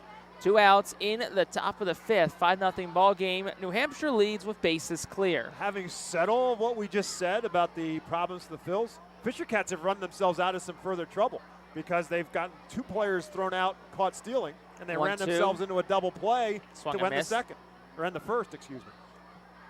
Swing and a miss on the 1-1. So now it's 1-2. 2 outs as Andrew Schultz starts throwing in the Phil's bullpen. Running in there. Hot dog uniforms on this Tuesday now afternoon. Here's the 1-2. They said he went, and that's a called strike 3. Third strikeout for Zarniski. And that's how the inning comes to an end. 1 run for the Fisher Cats on a couple of hits. There were no errors and nobody left on base. We're halfway home. We'll go to the bottom of the 5th. 5-0 Fisher Cats on the Phil's Radio Network. For top flight local jobs, go with who you know. JP Mascaro & Sons are a leading waste removal company. To meet today's employment and service demands, Mascaro is upgrading its already highly competitive employee wage and benefit package for drivers, collection crew helpers, and other positions. Call 888-MASCARO, MASCARO, for details. Work for an established local family business committed to its employees. Again, call 888-MASCARO today or apply online at www.jpmascaro.com. Cornwall Manor is an active senior living community on a 190-acre wooded campus in Cornwall, Lebanon County. The community offers independence and opportunities for wellness and fitness, as well as educational and musical programs, and the peace of mind of having convenient health care on site. Cornwall Manor offers a range of residential choices from apartments to homes. Prospective residents are welcome to visit us for lunch and have a chance to learn more about the community. More information is available online at cornwallmanor.org. Cornwall Manor, celebrating 70 years of senior living. ROG Orthodontics is the proud official partner of the ROG Orthodontics Fightin Phil's Kids Club. Join today at Fightins.com to get your free ROG Orthodontics Kids Club t-shirt and visit FantasticSmiles.com for more information on why ROG Orthodontics is voted #1 in Berks and Monco. ROG Orthodontics and the Fightin Phils, 2 great hometown partners. Bottom of the 5th inning, 5-0 ball game. New Hampshire Fisher Cats have the edge over the Fightin Phils as the bottom third of the Phil's lineup due up. Drew Ellis, Cody Roberts, and Garrett Whitley. This inning also brought to you by Cornwall Manor, an active senior living not-for-profit community in scenic Cornwall, Pennsylvania, just outside of Lebanon. So Drew Ellis making his home debut for the Fightins. Steps on in to lead off the bottom of the 5th. First pitch from Paxton Schultz is fanned and missed. Fastball at 93.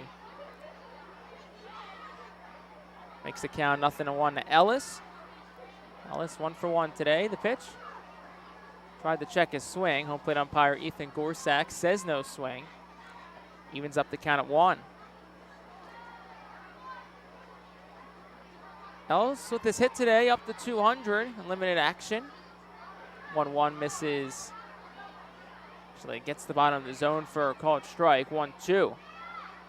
Ellis was 3 for 19 overall last week. That included a couple of home runs for the Fightin Phils. 1-2. That one's hit well. Out towards left field at the track wall. It's gone. Drew Ellis right on cue. Hits his 3rd home run of the season for the Fightin Phils in about a week of action with the Phils. And it's 5-1. Fisher Cats have the lead still, but Reading is on the board.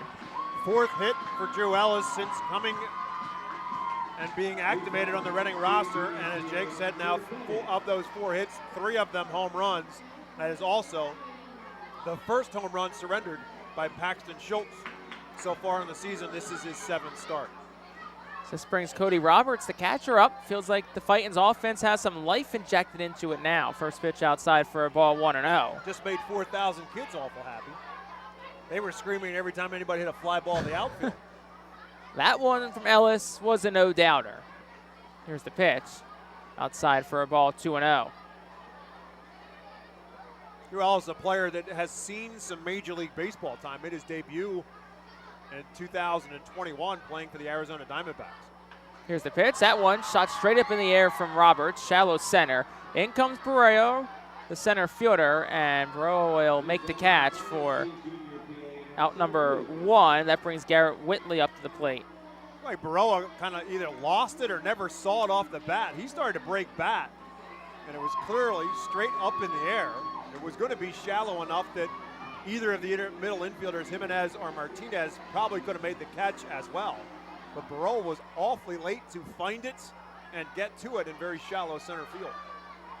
First pitch to Whitley. That one's off the end of the bat, slicing foul right side. Schwecke, the first baseman, in towards the Arfield's dugout, and it hits off the top of the dugout for strike number 1. Garrett Whitley, another Fightin' Phil, who had a strong week last week at Hartford. In his first week with the team, was 7 for 20 overall, had a home run, double, 5 runs scored, 5 RBI. Making his home debut. Maybe see if he can have similar luck that Drew Ellis had a few at-bats ago. The 0-1. Down low for a ball, counts 1-1.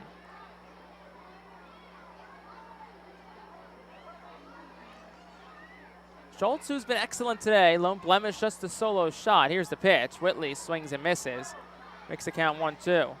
It's a 93-mile-an-hour fastball, but Whitley, who's an experienced player, very well behind it. Phils seem to have had a hard time catching up to the high fastball from Schultz, and it's not as if he's bringing it in at 97 or 98 on the radar.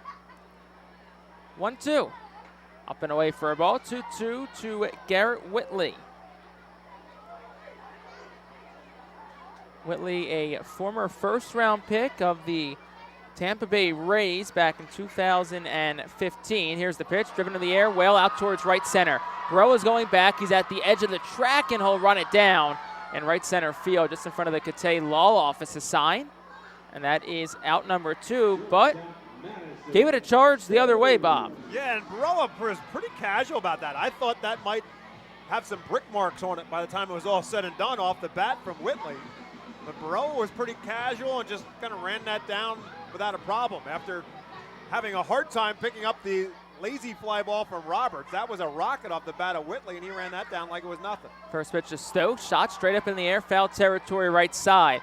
Clark off with the mask, edge of the track in front of the Arfield's dugout, and he'll make the catch underhanded to retire the side.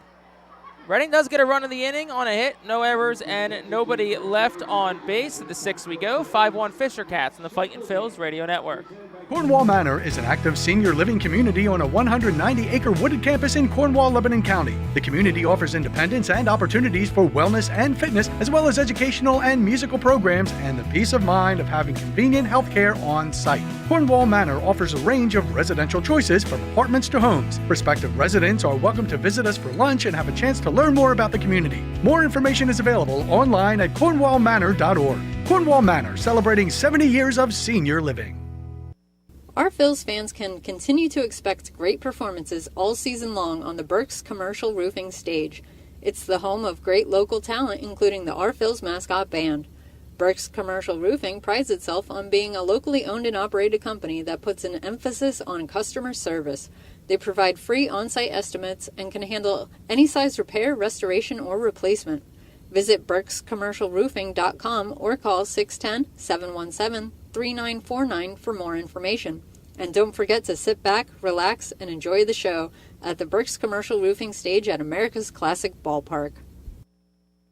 To enjoy a perfectly crafted 1893 from the makers of Pepsi Cola, you must first appreciate its carefully selected ingredients. A dash of cola nut extract, a hint of real sugar, a splash of sparkling water, and a generous amount of attractive spokesperson. Trust me, I'm gorgeous.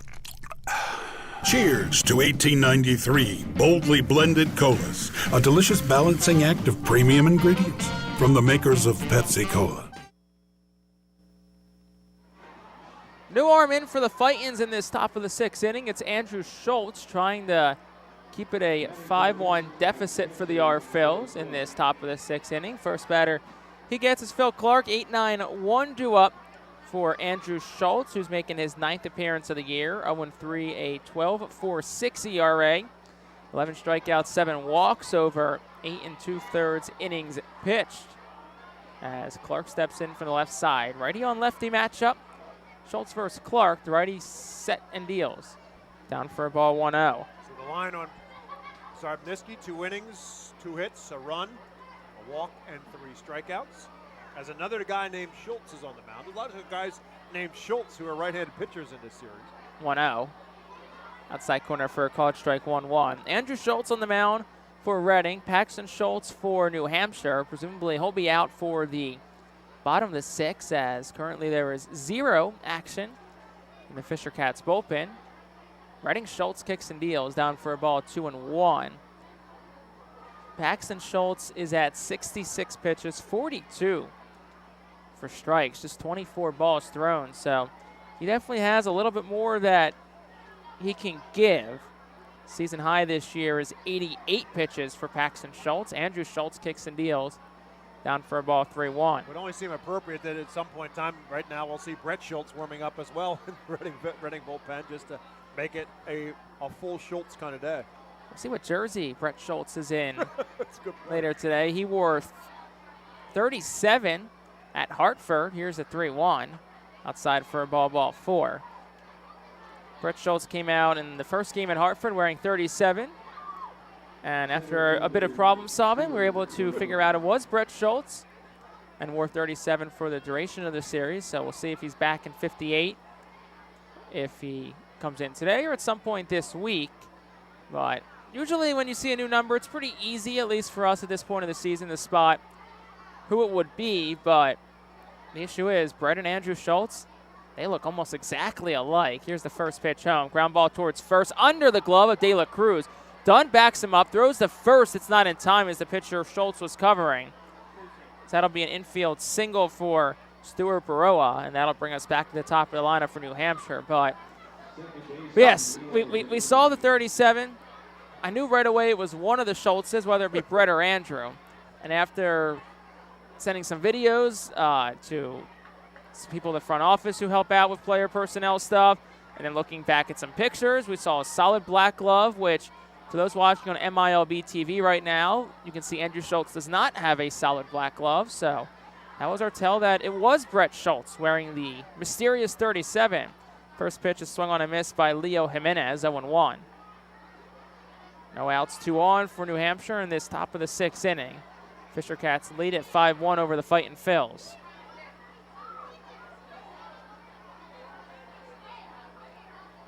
Schultz kicks and deals. That one nubbed towards the first base side, foul territory. De La Cruz can't get to it.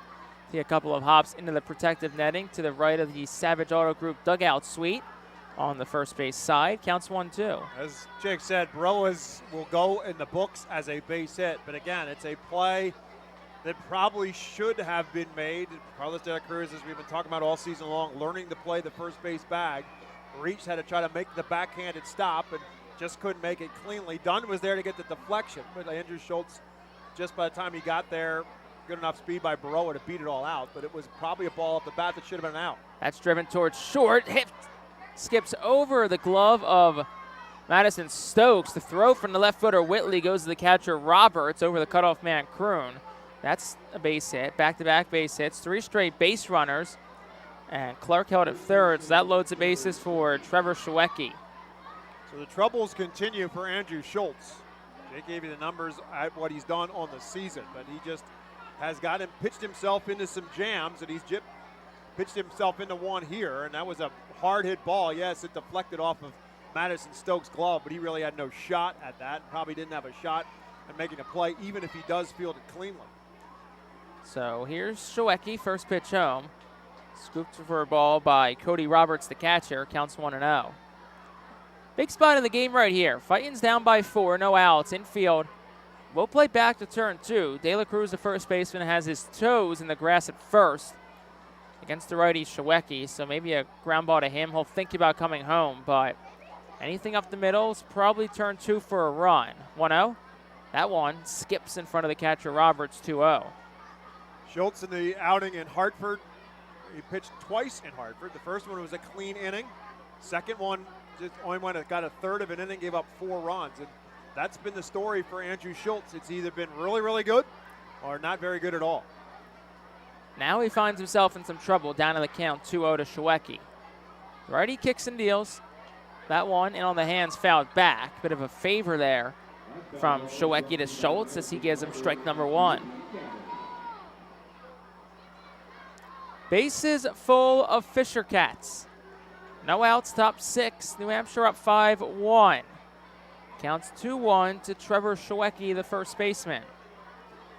Andrew Schultz rests, set at the belt, the pitch. Down low for a ball, counts 3-1.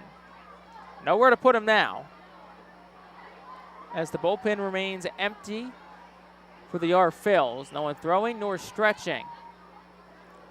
So these are Schultz's set of batters to get here.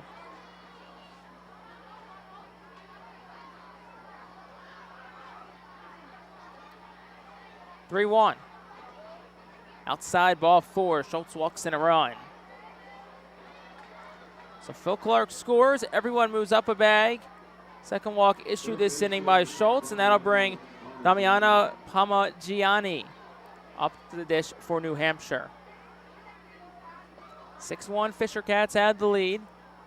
Running bullpen still remains quiet. Brad Bergeson now will take the walk out to the mound to talk to Schultz, as now there is some stirring around in the Fightin' Phil's bullpen. Looks like Zach Lingenfelter. Max McDowell was the first one to move. He's obviously the second catcher for the Fightins, with Cody Roberts getting the start today. So you started to see Max McDowell starting to gear up, and then Lingenfelter follows him, and he'll start to try to get loose as fast as he possibly can. A little surprised it didn't happen sooner. Well, you know Bergeson's going to take his time on this mound visit to give Lingenfelter some time to throw down in the bullpen, and home plate umpire Evan Gorsak promptly breaks up the conversation at the pitcher's mound. So everyone return back to their respective posts. Damiano Parmigiani is the batter. He's 1 for 2 today. He's walked, he's had a single, he struck out, yet to score a run. Bases remain loaded, no outs in the top of the 6. 6-1 Fisher Cats with the advantage. Schultz, the righty, here's the pitch.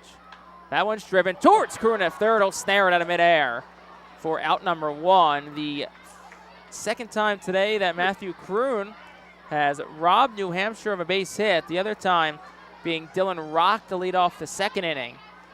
And there's a reason they call it the hot corner, and now you can start to see your way out of this jam if you're Andrew Schultz. Yeah, the first one from Kroon on that line drive, he had to get his head out of the way and get his glove up.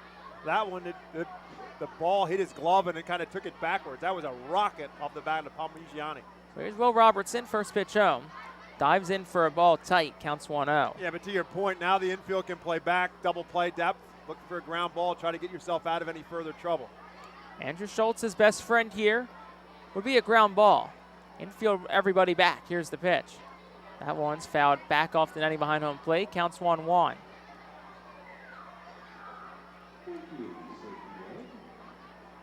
Outfield.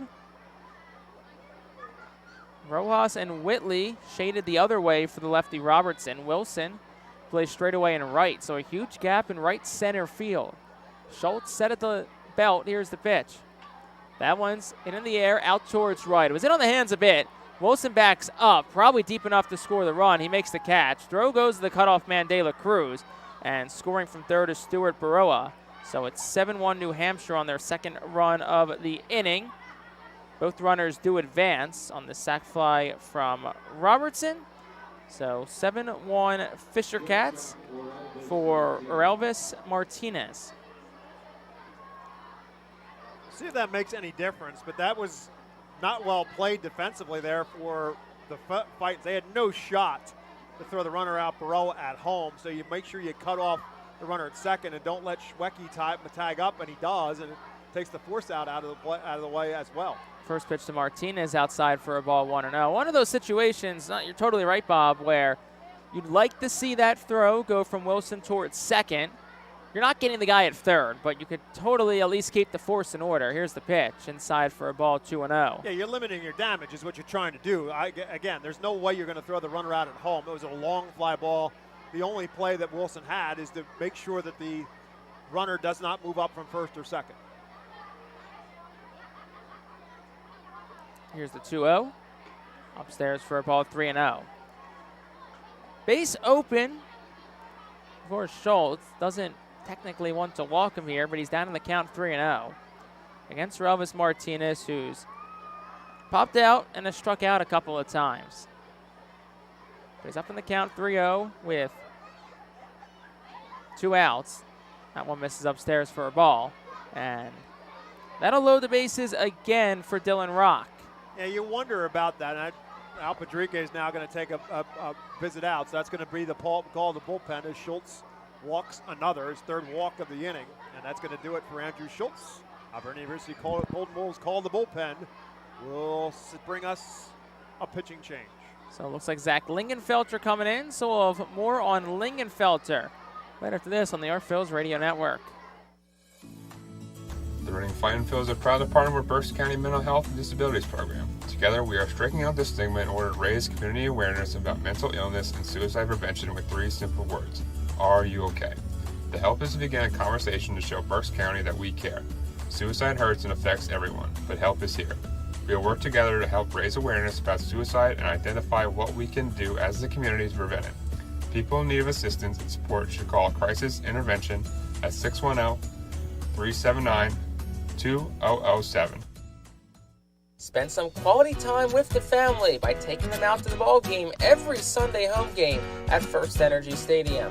Sundays are Berks Packing Sunday Family Fun Days, presented by Golden Oaks Golf Club, PA Army National Guard, Culligan Water, Aspen Home Improvements, and Rip It Baseball Town Charities batting cages. Get 4 tickets, 4 hot dogs, and 4 sodas for only $56 when purchased in advance.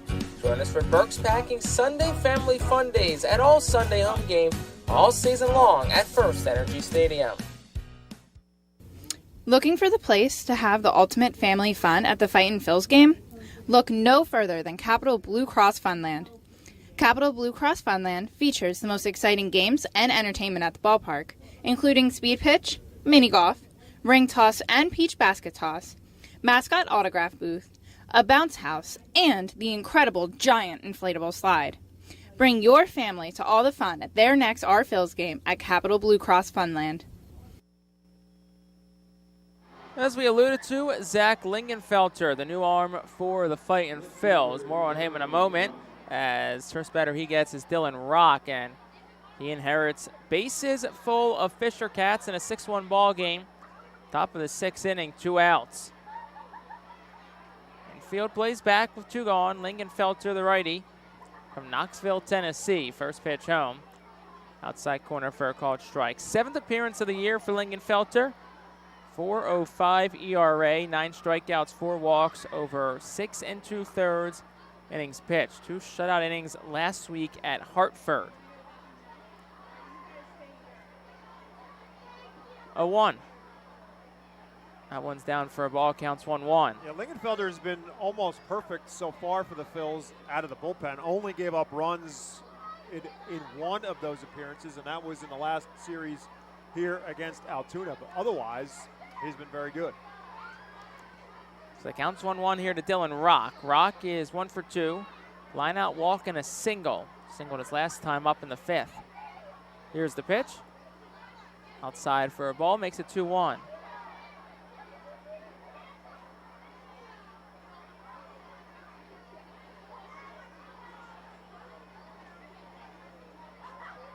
Bases remain loaded with 2 outs. Our Phil's down 7-1. 2 already added in the frame from New Hampshire. The pitch. Big swing and a miss, 2-2. Probably, Bob, don't want to mess around too much here. Down 6, just go after the hitter. Yeah, absolutely. This stage of the game, you're already down 7-1. Again, you look at these guys in the lineup. These are not guys who are hitting 300 in any way. Go and attack the hitters. 2-2. Misses just down. Rock thought about it, but held back. Try to get him to chase the slider, but Rock started and stopped and stopped in enough time. Now everybody's going to be off to the races of the 3-2 count. Wheels will be turning on all three bags. 3-2, 2 outs. Top 6, 7-1 Fisher Cats. Looking for more. Lingenfelter deals. That's down, ball 4. Jimenez scores, Schwecke to third, Martinez to second, and Rock goes to first on the 4th walk issued by Fightin' Phil's pitching in this 6th inning. Really at this point, Bob, the offense can work it back. You're down 8-1. That would be great, but at the same time, you don't want to burn too many arms today. You're going to need length from somebody out of your bullpen. When it's all said and done, that's 12 walks. First pitch hits softly towards the left side. Kroon fields at third, does not throw to first, but he throws behind the runner at third, and he gets Martinez tagged out. But Schwecke did score. That makes it 9-1 Fisher Cats. And that is how the inning comes to an end. But 4 runs for New Hampshire on just 2 hits. There were no errors and 2 left on base. We go to bottom of the 6th, 8-1 Fisher Cats.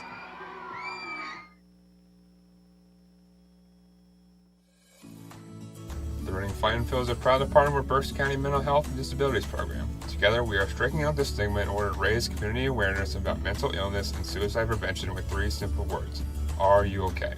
The help is to begin a conversation to show Berks County that we care. Suicide hurts and affects everyone, but help is here.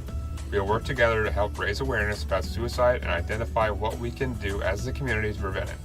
People in need of assistance and support should call Crisis Intervention at 610-379-2007. Spend some quality time with the family by taking them out to the ball game every Sunday home game at FirstEnergy Stadium. Sundays are Berks Packing Sunday Family Fun Days, presented by Golden Oaks Golf Club, PA Army National Guard, Culligan Water, Aspen Home Improvements, and Rip It Baseball Town Charities batting cages. Get 4 tickets, 4 hot dogs, and 4 sodas for only $56 when purchased in advance. Join us for Berks Packing Sunday Family Fun Days at all Sunday home games all season long at FirstEnergy Stadium. Looking for the place to have the ultimate family fun at the Fightin' Phil's game? Look no further than Capital Blue Cross Funland. Capital Blue Cross Funland features the most... Bottom of the 6th inning, 9-1 Fisher Cats have the lead, as Carlos De La Cruz leads off after a 4-run top of the 6th inning from New Hampshire.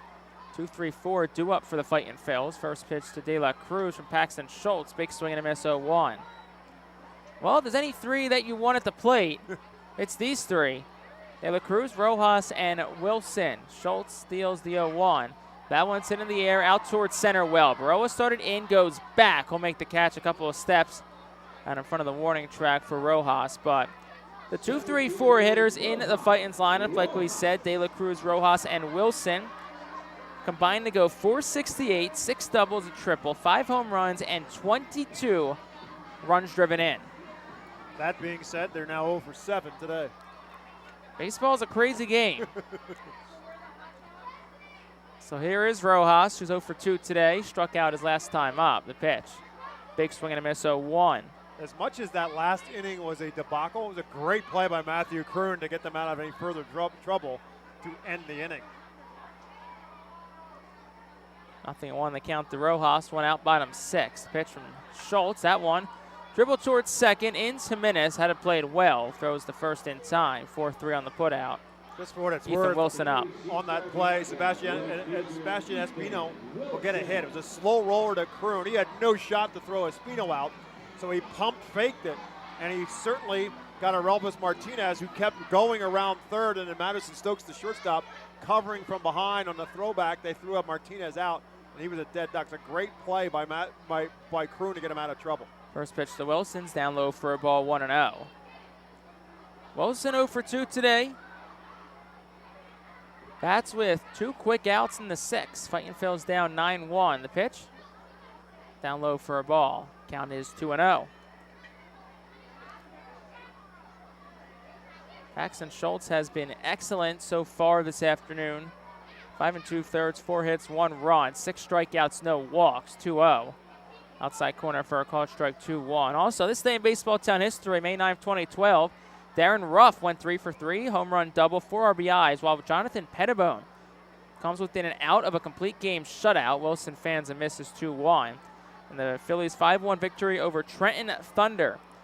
Luis Alberto Bonilla gets the last 2 outs to save the game, which is completed in exactly 2 hours. That's pre-pitch clock, too. Yeah, Pitch to Wilson, down low 3-1. A couple of former Philadelphia Phillies in there, Darren Ruff and Jonathan Pettibone. Ruff played some first base and outfield for the Phillies, like 6-7 years ago. Jonathan Pettibone, brief stint as a pitcher, both the starter and reliever for the Phils. Counts full 3-2, 2 outs to Wilson. Bottom 6, the pitch. Down low ball 4. Wilson works a walk. So he's aboard for the first time, and the first time today that any of the 1 through 4 batters in the Fightin's lineup have reached. That brings Matthew Kroon up to the dish. It's also the first walk surrendered by Schultz. You want to look at a difference in the game. In addition to 9-1, 12 walks surrendered by Fightin's pitching. First walk surrendered by Paxton Schultz. He has not just been good today, he's been extraordinarily effective and efficient today as well. 75 pitches to this point. Works against Matthew Kroon. First pitch. Kroon, big swing and a miss. He had one thought on that one, but was unable to connect. Kroon's 1 for 2 today. Singled in the 4th, moved to second on a wild pitch, then 3rd on a throwing error by the catcher Clark. Throw over towards first. Wilson back in standing up on a low throw that Shawecki dug up.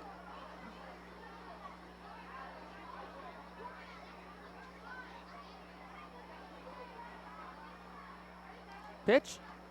Outside for a ball, 1-1. Once again, this is the first of 2 school kid education days. About 5,000 elementary and middle schoolers from local schools in the area out here to watch the Fightin' Phils take on the New Hampshire Fisher Cats. 1-1. Kroon underneath it. It's in the air, right side, foul territory. Shawecki, the first baseman, ranges over, but it'll land in the general admission area on the first base side, 1-2. There's always a lot of discussion before every homestand here at the ballpark, but the biggest discussion going on this week was where they're going to park all the buses. 80 school buses. That's a lot. A lot of school buses. It'll be this. You can hear them right now in our crowd mic. It'll be the same on May the 23rd, an 11 a.m. start against the Harrisburg Senators 2 weeks from today in our second and final school kid education day. Count 1-2 to Kroon. Schultz steals, ground ball towards short. Down to Anita Field, it's Martinez, goes the short way to Jimenez at second, and that'll retire the side in the 6th. No runs, no hits, no errors. 1 left for the Fightins, 2/3 the way home. We go to the 7th, 9-1 Fisher Cats on the Our Phils Radio Network. Are you looking for a reliable food distributor to meet all your culinary needs? Look no further than our trusted team at Feaser's Food Distributors. For over 120 years, our products have been sourced from the best farms and suppliers, ensuring that you get the best ingredients for your restaurant or organization. From fresh produce to premium meats, Feaser's supplies everything but the appetite. Visit Feasers.com today to experience the difference in working with a top-tier, family-owned food distributor. Feasers, your partner for success in the kitchen. Looking for a fast and hassle-free way to get your snacks and non-perishable groceries? Look no further than FeasersDirect.com. With just a few clicks, discover the convenience of having your culinary essentials ready for a pickup at our headquarters in Harrisburg.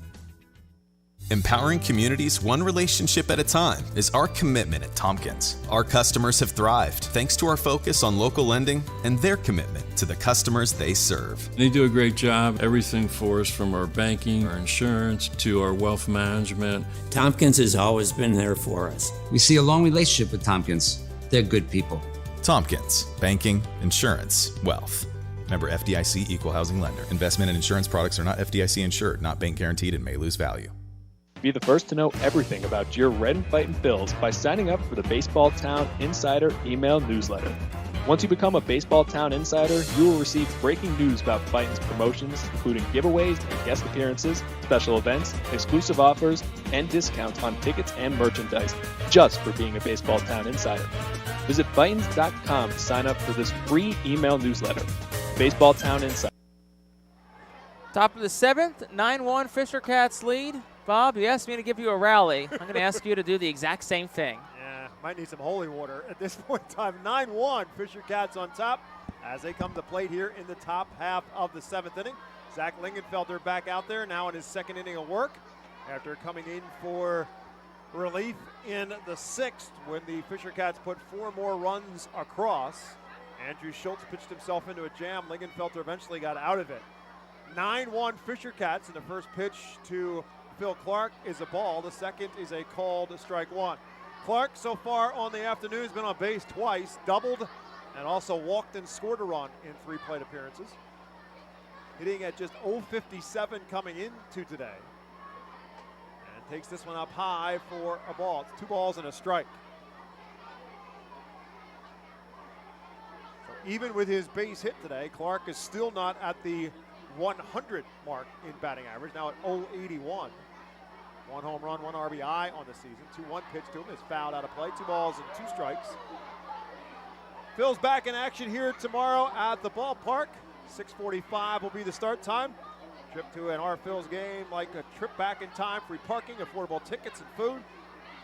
Home all the way through Sunday, Mother's Day. Friday and Saturday both will feature fireworks. Mother's Day on Sunday. Women receive a pink our Phil's hat. All fans get to run the bases. Tickets do remain for all 4 our Phil's games. Tickets at 610-370-BALL or order online at ourphils.com. 2 balls and 2 strikes as Clark again fouls one out of play. Leading off here in the top of the 7th inning. Lingenfelter deals. This one tapped towards Oliver Don on a couple of hops. He'll make the play to De La Cruz for out number 1 here in the 7th. That will bring up Stuart Baroa. Baroa 2 out of 3 on the day, batting out of the 9 hole where he has been extraordinarily efficient for the Fisher Cats. Hitting at .284 now on the season, but with his 2 hits today. He's also scored a couple of runs and driven in a run. He's got 11 RBIs on the year.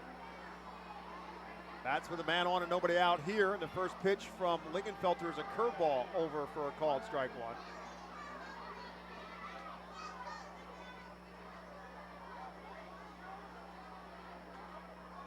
This one tapped towards short. Madison Stokes up with it.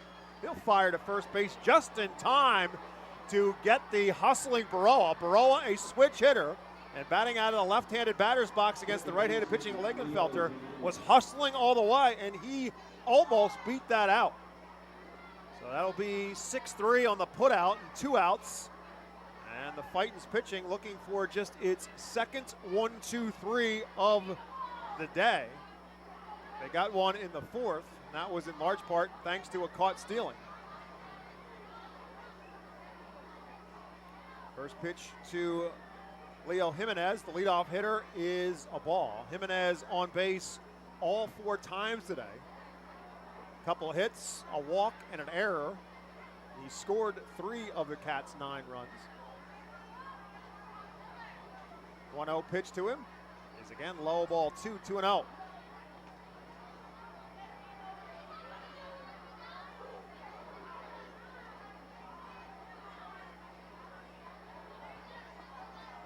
Jimenez, the number 19 prospect in the Toronto organization.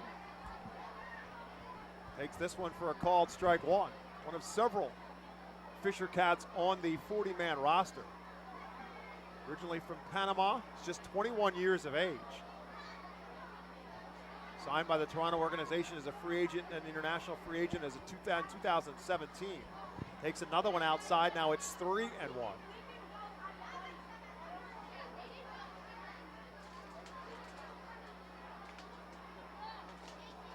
Very good defensive middle infielder, strong arm. 3-1 pitch to him is low ball 4. So he is on base now for the 5th time. And the 13th walk surrendered by the Phil's pitching. We'll put a man on first and 2 outs for Trevor Schwecke. He's been on base 4 times as well. 3 of them by way of walk, also saving a fielder's choice. Phil's playing as the Reading Hot Dogs today, but right now they've looked more like liverwurst. First pitch, up high, ball one. Think the kids here would understand that reference? Probably not, but enough people do. That's all that matters. As long as somebody gets it, you got it. That's all. I did. 1-0 pitch, lifted foul and drifting away and over the Phil's bullpen and into the right field grandstand seats. Andrew Baker now getting up and getting loose, just starting to get loose in the Phil's bullpen. Lingenfelter, the fifth different pitcher. This was going to be a bullpen game for Reading coming into today's game with Adam Leverett getting the start.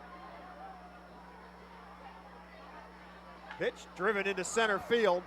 Rojas going back, still on the run, looks up and say goodbye.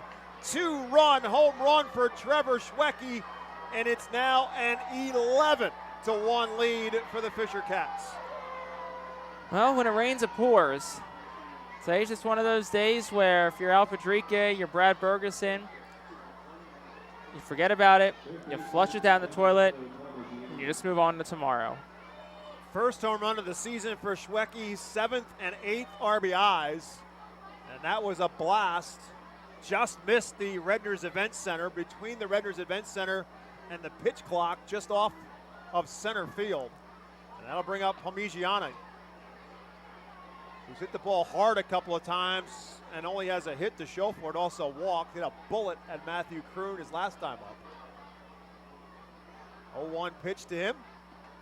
Tap foul and out of play. He's quickly ahead of Parmigiani, no balls and 2 strikes. So Parmigiani officially 1 for 3 on the day with an RBI. Again, this was a Fisher Cat team who was hitting .218 coming in. Now have 10 hits on the day.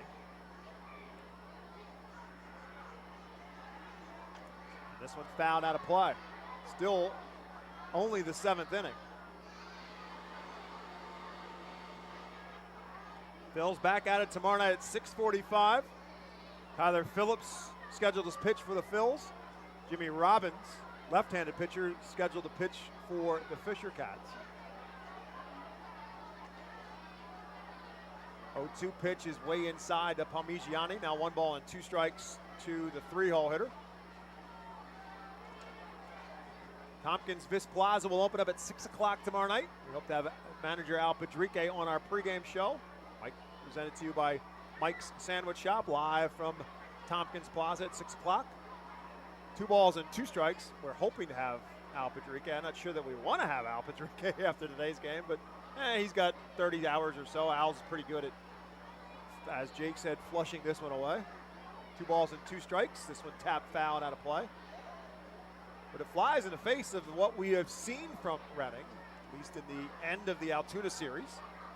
They split the doubleheader on Saturday. Sunday's game, of course, got rained out. But then they went to Hartford, played decent baseball. Has not been the case today. Down 11-1 with 2 outs here in the top half of the 7th inning. Parmigiani tries to check his swing. They appeal and say he did indeed check. And so now the count is full.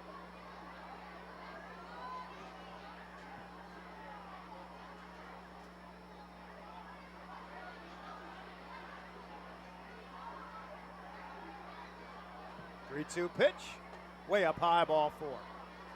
And add 1 more walk to the equation. That's the 3rd walk surrendered by Lingenfelter since he came in. And that's going to bring a visit to the bullpen, visit to the mound from Al Padrique. And so that's going to do it for Lingenfelter. Yet another Alvernia University Golden Wolves call to the bullpen when we come back to Baseball Town after this. Nursing home neglect is a serious problem. If you or a loved one has suffered from bed sores obtained in a nursing home or a fall down in a nursing home resulting in a fracture, our friends at Swartz Culleton can help. Call the attorneys at Swartz Culleton for a free consultation. Their phone number is 1-800-JUSTICE. That's 1-800-587-8423. Once again, call 1-800-JUSTICE today. Swartz Culleton is a proud sponsor of the Reading Fightin' Phils. International Fireworks is the official fireworks provider of the R-Phils. International Fireworks shoots every fireworks show throughout the season, including 8 Mega Blast fireworks shows. International Fireworks also provides the pregame fireworks after the national anthem at each game. International Fireworks has a nearby retail store in Douglasville, Pennsylvania, where you can purchase all of your fireworks. Visit fireworksrus.com for more information about the International Fireworks retail store in Douglasville. Thanks again to International Fireworks, the official fireworks provider of the R-Phils. There's a weekend in July where the baseball world revolves around a village in upstate New York. Baseball Hall of Fame induction weekend in Cooperstown is an unforgettable experience filled with family-friendly activities and priceless moments. Make your plans today for July 21st through the 24th for the induction of Fred McGriff and Scott Rowland as the class of 2023. Visit baseballhall.org today for the entire schedule. See you in Cooperstown, where the journey becomes. Andrew Baker making his 9th appearance out of the Fightin's bullpen. 0-1 with a 7.27 earned run average as he comes in now with a man on first base and 2 outs.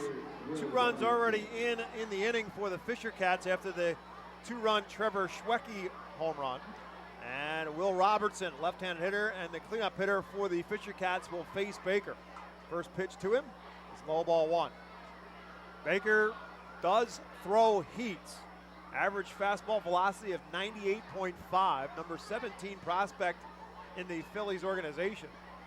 And on the Phil's 40-man roster, runner takes off, and he will get the second base defensive indifference as Palmigiani will move up to second base. And the pitch to Robertson is over for a called strike 1. 1 ball and 1 strike. And Palmigiani will not get a credit for a stolen base on that. The Phils did not bother to hold him on and let him move up to second. 1-1 pitch to Robertson is outside, ball 2. Phils would love to see Baker get himself a little bit more straightened out. Throws hard, walked batters, had some home runs hit against him as well so far on this year. 1-1 pitch, over for a called strike 2. Baker's given up 3 home runs. He struck out 12. He's walked 5 in his 8 appearances. Total of 8 2/3 innings. 1 on, 2 out here. 2-2 pitch, swing and a miss, and he strikes him out to end the 7th. But again, more damage by the Cats on the 2-run home run by Schwecke. We've headed to the 7th inning stretch. Fisher Cats on top, 11-1. Nursing home neglect is a serious problem. If you or a loved one has suffered from bed sores obtained in a nursing home or a fall down in a nursing home resulting in a fracture, our friends at Swartz-Culleton can help. Call the attorneys at Swartz-Culleton for a free consultation. Their phone number is 1-800-JUSTICE. That's 1-800-587-8423. Once again, call 1-800-JUSTICE today. Swartz-Culleton is a proud sponsor of the Reading Fightin' Phils. International Fireworks is the official fireworks provider of the R-Phils. International Fireworks shoots every fireworks show throughout the season, including 8 Mega Blast fireworks shows. International Fireworks also provides the pregame fireworks after the national anthem at each game. International Fireworks has a nearby retail store in Douglasville, Pennsylvania, where you can purchase all of your fireworks.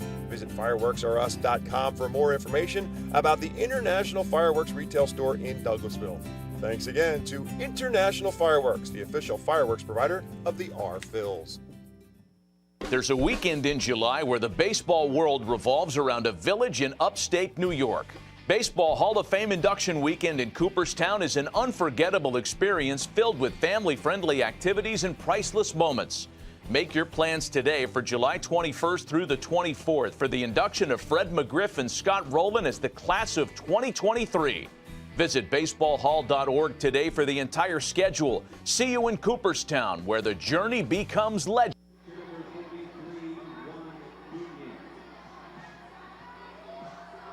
New pitcher for the Fisher Cats will be right-handed pitcher Juan Nunez. 27-year-old right-hander comes in. Paxton Schultz's day is over, and a fine effort from Schultz. He'll turn it over to the bullpen now with an 11-1 lead with the Fightins coming to the plate here in the bottom half of the 7th inning. Oliver Dunn will lead it off for Reading. Dunn 1 for 2 on the day. The first pitch to him is a ball as it bounces up there.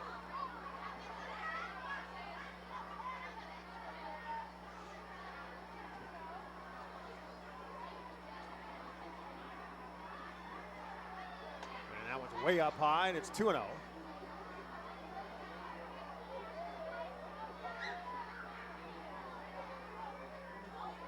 Be Dunn, Drew Ellis, and Cody Roberts do up for the Fightins. Dunn checks his swing, and now it's 3 balls and no strikes to Oliver.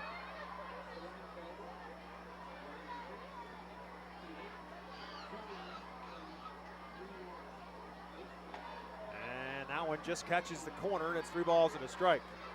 This 7th inning brought to you by Schwartz Carlton. If you or a loved one has suffered from bed sores obtained in a nursing home or a fall down, call 1-800-JUSTICE today. Talk to our friends at Schwartz Carlton.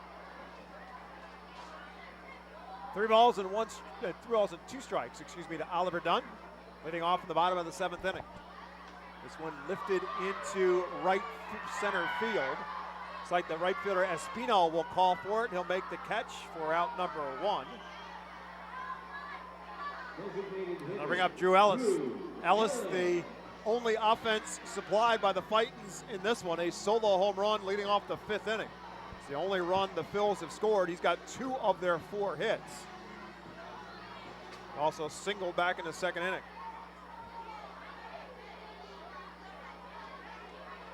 First pitch from Nunez. Rolls all the way to the backstop. Ellis, originally drafted by the Arizona Diamondbacks out of Louisville in the 2017 draft, the 2nd round draft pick. This one lifted foul and out of play.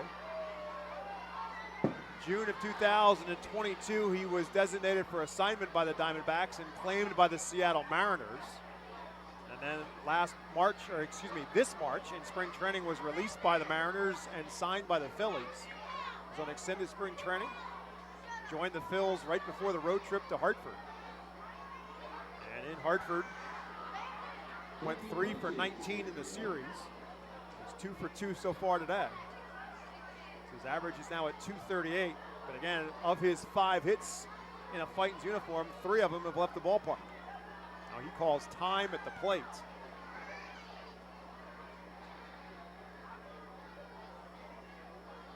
Settles back now with a 1 ball and 2 strike count. Lays off a pitch up high, and it's 2-2.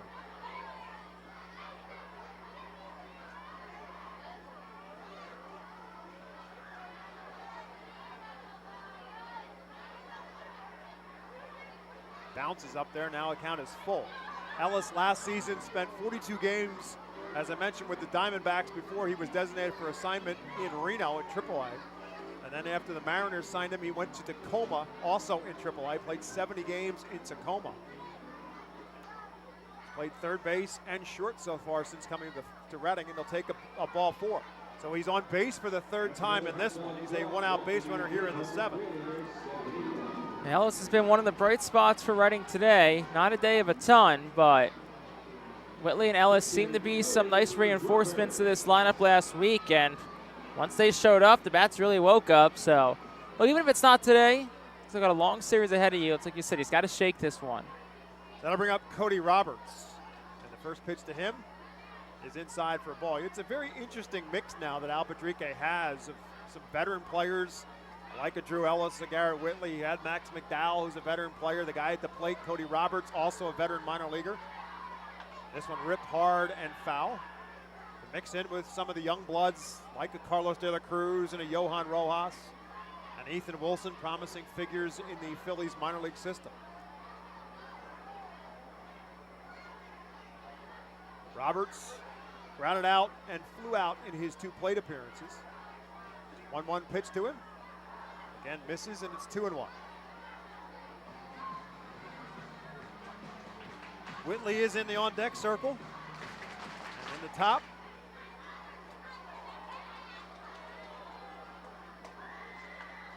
Again, fouled, not a play. So now the count even to Roberts at 2-2. Saw Cody play some right field earlier in this season here in Reading as well. He is versatile enough to be able to do both the catching responsibilities and play in the outfield. Also will see some time and has seen some time as a designated hitter. Batting average up to 222 now after going 5 for 10 on the road trip. Way outside, and now the count is full. Not really holding Drew Ellis on at first is Trevor Schwecky. Talking to him, but not holding him on. Now he'll back up even further. 3-2 pitch. Inside ball. Oh, we called a called strike. Roberts started running halfway to first base as Cody leaned in and then had to lean back to avoid getting hit by the pitch. The home plate umpire, Ethan Gorak, rings him up for a strikeout. Not much of a contest from Al Pedrique at third. Probably a lot just doing with the nature of the game. Pedrique and pitching coach Brad Bergerson were both thrown out of the game last week at Hartford after an overturned clock violation was called. That'll bring up Whitley, who's 0 for 2 so far. Yeah, I think to your point about arguing, twofold. One, it's 11-1, and two, this is game 1 of 6 with these umpires. So why get an argument now? There'll be something else to argue with them about, I'm sure, before the next 5 days are over with. Phil's home here right up and through Sunday Mother's Day here at FirstEnergy Stadium. 1 ball and 1 strike now to Whitley as he takes one on the inside corner for a called strike. Drew Ellis takes his lead off of first, 2 down. And again, a check swing. They'll appeal, and first base umpire Austin Snow says he does not go around. Tyler Whitty is the third base umpire, although right now he's more of the second base umpire, the 3-man crew. 2-1 to Whitley. That's a little bit low, and now it's 3-1. Tyler Whitty, also the crew chief of the crew today, and all week long, Whitty, Austin Snow, and Ethan Gorsak.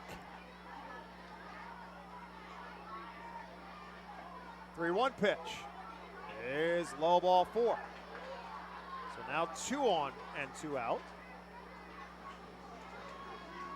And the top of the order, Madison Stokes. Madison with a 4-game hitting streak on the line as he steps to the plate. Hasn't been a good night or good afternoon so far for Stokes. And now we're going to get a visit to the mound. It will appear from the Fisher Cats dugout. Pitching coach Drew Hayes will take a stroll to the mound. There is some activity in the Fisher Cat bullpen, but nobody's throwing. They're just walking around and doing a little stretching, but no throwing. Very well could be a settle him down conversation with Juan Nunez, the pitcher for the Fisher Cats. You got 6 great innings out of Paxton Schultz today. And it's what a way to set a tone at the beginning of a series.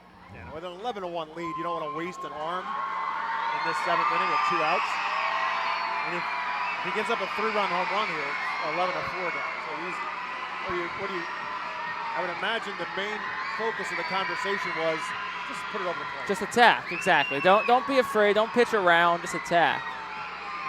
So Stokes, 2 strikeouts and a foul out to the catcher for Madison, who had 5 doubles on the road trip to Hartford, and fouls this one out of play.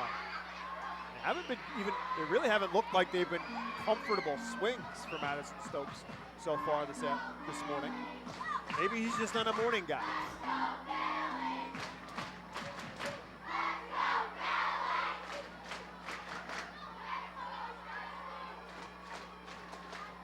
That one's way outside, and it's 1-1.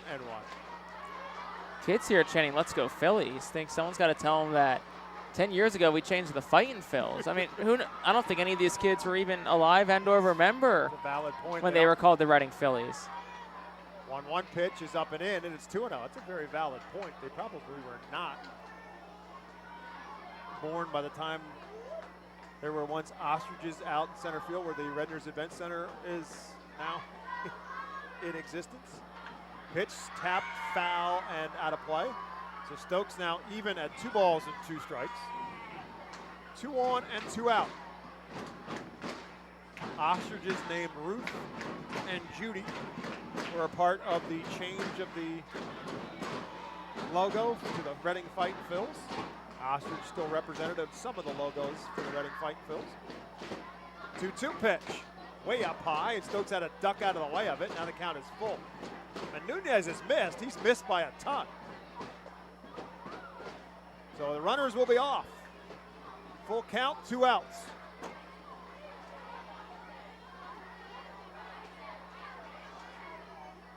Swing and a miss. He struck him out.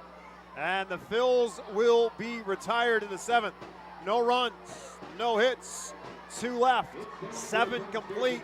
Fisher Cats 11, Fightins 1. Nursing home neglect is a serious problem. If you or a loved one has suffered from bed sores obtained in a nursing home or a fall down in a nursing home resulting in a fracture, our friends at Swartz Culleton can help. Call the attorneys at Swartz Culleton for a free consultation. Their phone number is 1-800-JUSTICE. That's 1-800-587-8423. Once again, call 1-800-JUSTICE today. Swartz Culleton is a proud sponsor of the Reading Fightin' Phils. Celebrate the history of our national pastime at the National Baseball Hall of Fame and Museum in Cooperstown. See priceless treasures that'll bring your baseball memories to life. Connect with events that have shaped and changed the game and our country. Our stories to tell, your memories to share. Plan your visit today at baseballhall.org.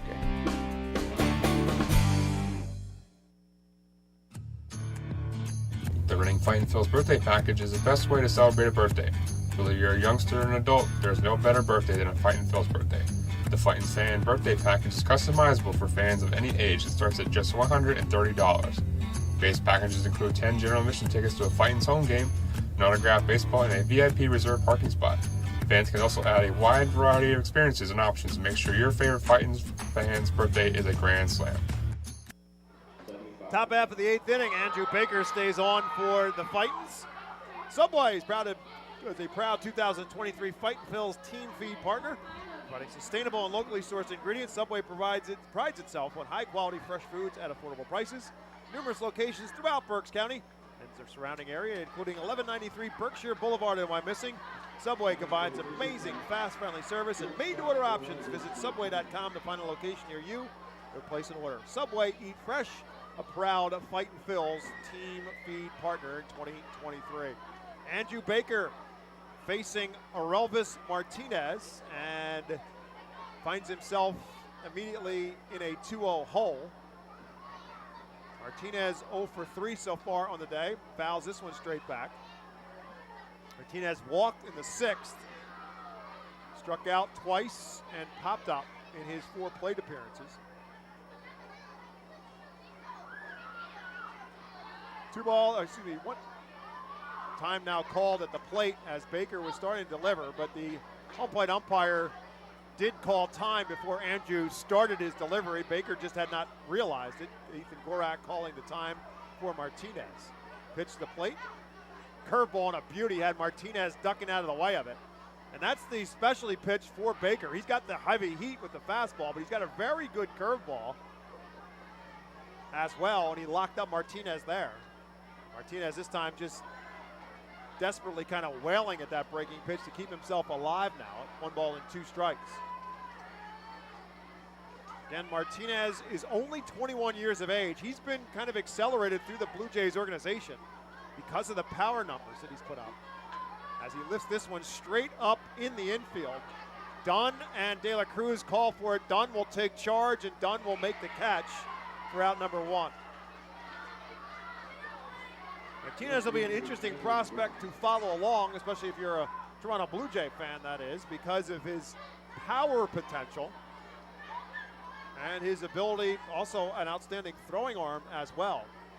But eventually he's going to have to learn to be able to be a much more productive hitter. Cut down on the strikeouts. That'll bring up Dylan Rock. And a curveball and a beauty from Baker locks up Dylan Rock as well. Rock has been on base 3 times so far today, a single and a couple of walks.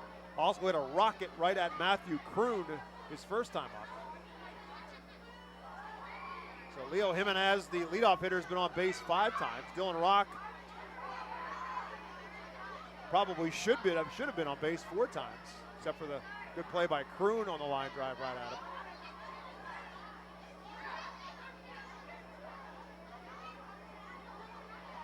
Another curveball and a beauty, and that's strike 3. Dylan Rock is retired. Second strikeout for Andrew Baker since coming on in the 7th. 2 down here now here in the 8th, and that'll bring up Sebastian Espino. Espino with a single and an RBI as last time up. Also was hit by a pitch and scored a run. So officially 1 for 3 on the day with a RBI and a run scored. And Baker this time comes with the 98-mile-an-hour cheese, but misses it outside for a ball. Again, Baker, the number 17 prospect in the Phillies organization.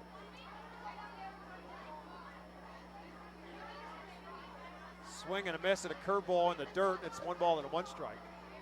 And that's what Baker offers to you. He's got 98, 99, and oftentimes 100 plus on the radar gun with the fastball. And then that beauty of a curveball, because as a hitter, you've got to be alert for the fastball. And he can lock you up with the curve. This one taps weakly towards second. Dunn with it up on a hop, and we'll flip it. And an easy 1-2-3 inning for the Andrew Baker against the Cats here in the 8th. And we've completed now 7.5 here in Baseball Town. It remains New Hampshire 11, Reading 1.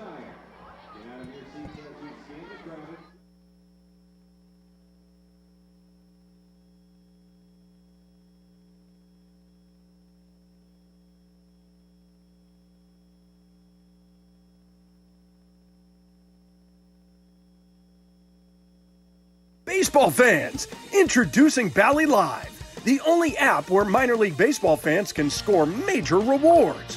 When you stream your favorite teams live, you'll score rewards. When you chat with friends during a watch party, you'll score rewards. And when you test your skills at trivia, you'll score rewards. Being a fan of minor leagues has never been so rewarding. So what are you waiting for? Download Bally Live for free from the app or Play Store and start scoring rewards today. Berks Immunization Coalition works to provide leadership and education in promoting age-appropriate immunization across the lifespan for all residents of Berks County. This is a coalition comprised of local physicians, nurse practitioners, school nurses, immunization coordinators, immunization advocates, and pharmaceutical representatives working to encourage continuity of immunization through medical resources. They focus on educating both the community and the providers. For more information, please visit www.immunizeba.org and click Local Coalitions. Baseball Town Charities is a nonprofit 501c3 charitable organization founded to keep baseball alive in Reading. Youngsters can benefit from the many life lessons the game can offer. Baseball Town Charities currently supports kids and adults with mental and physical disabilities through the Baseball Dream League. Baseball Town Charities also supports inner-city baseball development through the Rip It for Life program, which provides growth both on and off the baseball field. For more information, please visit baseballtown.org.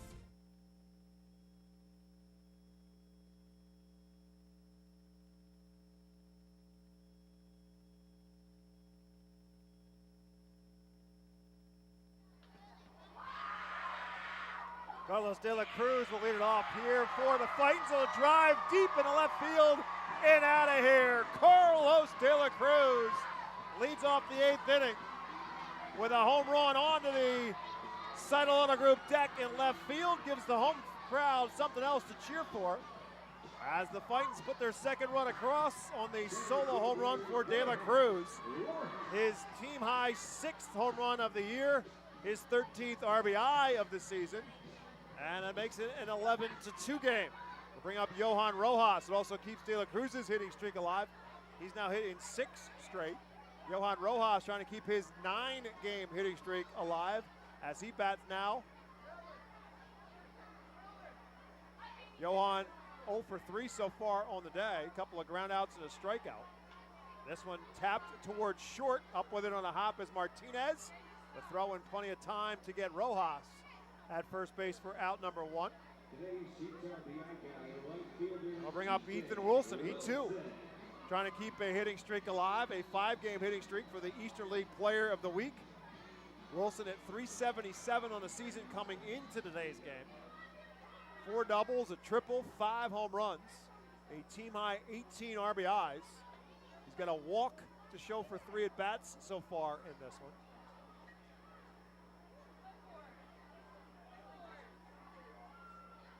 1-0 pitch coming, and that's outside for a ball 2. It's a new pitcher on the mound for the Fisher Cats. Parker Caracci is the new pitcher for New Hampshire.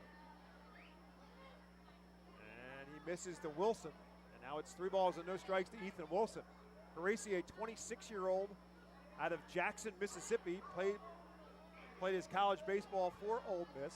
21st round draft pick of the Blue Jays in 2019. Comes with a pitch for a fastball that's over for Wilson, and it's now 3-1 to Ethan Wilson.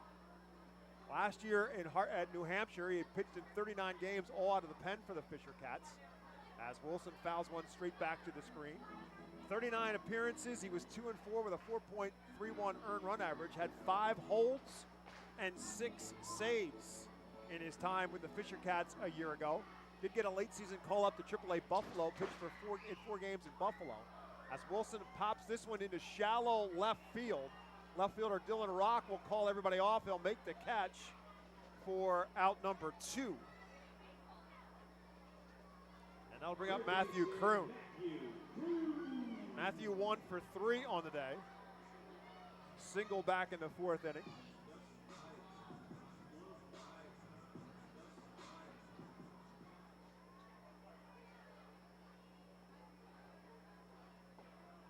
Takes this one low ball 1. 11-2 Fisher Cats on top. 2 down in the bottom of the 8th for Reading.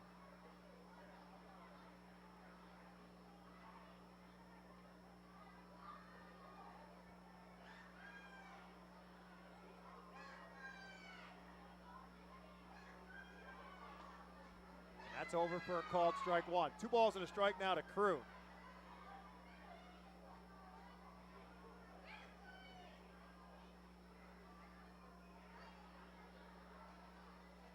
Big swing, fouls it at the plate.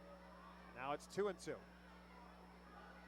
Kroon with 7 extra base hits on the season, 5 of them doubles, 2 of them home runs. Had 6 RBIs on the road trip to Hartford, now 15 on the season. 2-2 pitch, just keeps himself alive with a foul ball.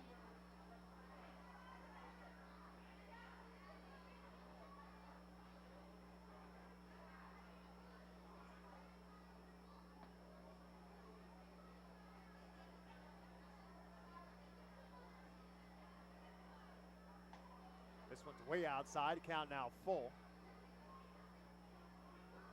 Matthew Kroon played his college baseball at Oklahoma State, an 18th round draft pick of the Fightins. Was only able to play in 2 games last year before hurting his knee, and takes a ball 4. Did so on a slide here at second base at FirstEnergy Stadium. Matthew Kroon is a base runner for the 2nd time today. First walk surrendered for Carisi. That'll bring up Oliver Dunn. Oliver 1 for 3 on the day. Single back in the 2nd inning.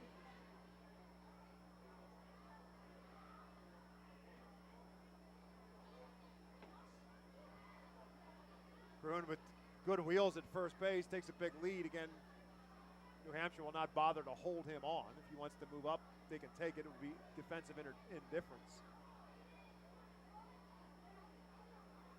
Kroon takes it up high. And it's 2 balls and no strikes to Oliver Dunn. Activity in the Reading bullpen. This one's way inside and rolls all the way to the backstop, and that will allow Kroon to walk up to second base easily on the wild pitch. Max Coons is up and apparently loose in the Phil's bullpen. Will likely pitch the 9th.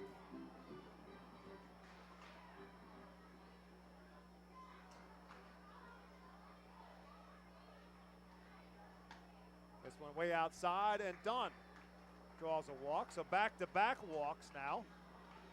Put 2 men on and a 2 down for Drew Ellis, who's had himself a good ball game. And a conversation going to be had at the mound before that happens. Pitching coach Drew Hayes going to take a walk to the mound. No activity in the Fisher Cats bullpen. So this is kind of a similar conversation we talked about with Drew Hayes the last time he went out to visit a pitcher, which is to say, look, you gave up a home run. It's an 11-2 game. I need you to throw strikes. There's nobody in the bullpen. This is your inning. Get out of it. As Drew Ellis walks to the plate, on base all 3 times. Single, solo home run in the 5th, and walk in the 7th.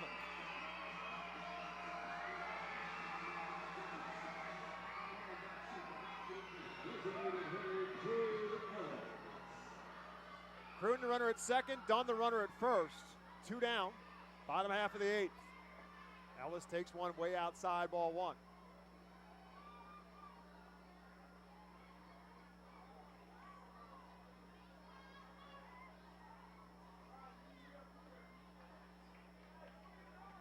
And this one's way inside. It's 2-0.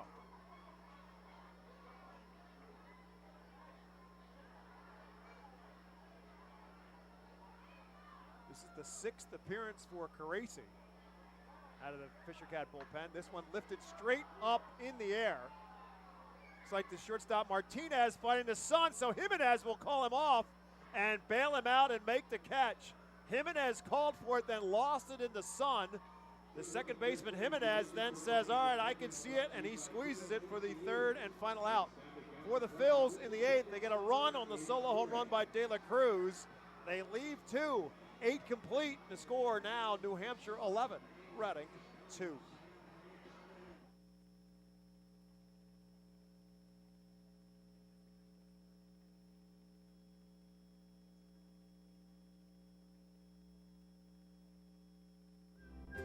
White Star Tours and Travel Centers offers the Our Phils Fan Road Trip again this season. It's your chance to hit the road with other Our Phils fans, see an Our Phils road game, meet with an Our Phils player, and also see an Iron Pigs and Phillies road game. The White Star Our Phils road trip visits Altoona, Toledo, and Cleveland from Thursday, July 20th until Sunday, July 23rd. See the Our Phils in Altoona Thursday, meet with an Our Phils player or coach, then head to Toledo Friday and Cleveland Saturday to see many former Fightins in action. The trip heads back to Reading on Sunday. Visit the customer service booth for more info on the White Star Our Phils fan road trip to Altoona, Toledo, and Cleveland. Space is very limited, so sign up today. You can add a delicious all-you-can-eat buffet to any Reading Fightin' Phils game ticket for only $21. This selection includes barbecue chicken sandwiches, cheeseburgers, hamburgers, hot dogs, corn, pasta salad, baked beans, potato salad, chips, cookies, and so much more.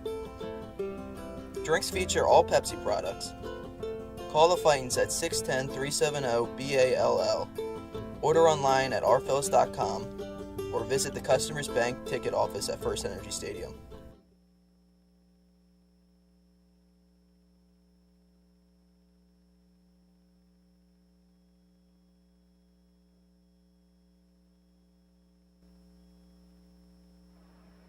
Max Coons will take over now for the Fightins. In the top half of the 9th inning, he'll face Phil Clark, the 8-hole hitter for the Fisher Cats, and misses for a ball.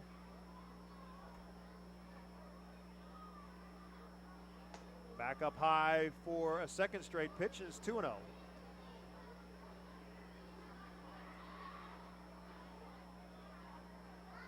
Seventh pitcher used by Reading today is the right-hander Max Coons.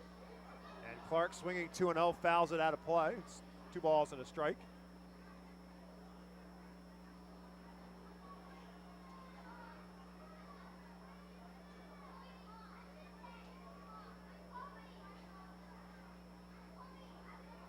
Coons making his 10th appearance for the Fightins out of the pen. And that one's over for a called strike. Had kind of assumed the closer role for the Fightins. We'll see if that holds true. He's got 3 of Reading's 4 saves on the season, but he did have some trouble, including giving up a 2-run game-winning home run to Hunter Goodman in Hartford. This one slapped into left field for a base hit off the bat of Phil Clark. His second hit of the afternoon. Fisher Cat's 11th hit of the day. And he's a leadoff base runner here in the 9th for Stuart Baroa. He's got a couple hits on the day as well. He's also scored a couple runs and driven in a run. Coons, in a total of 7 2/3 innings coming in, has struck out 11, but he's also walked 8 and given up a couple of home runs, including that home run, as I mentioned, to Hunter Goodman that ended up being a walk-off home run in one of the 2 wins for the Yard Goats against Reading in that 6-game homestand for Hartford. Fouled straight back by Baroa, and Coons quickly gets ahead of Stuart Baroa. No balls and 2 strikes.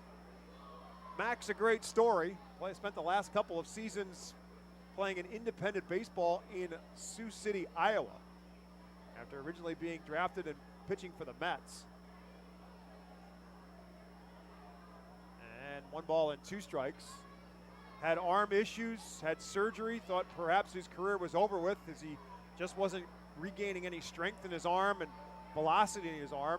And then COVID hit, started work on his masters, started work out with some kids, and the velocity started coming back to his arm. And he started to hit 90 plus on the radar gun.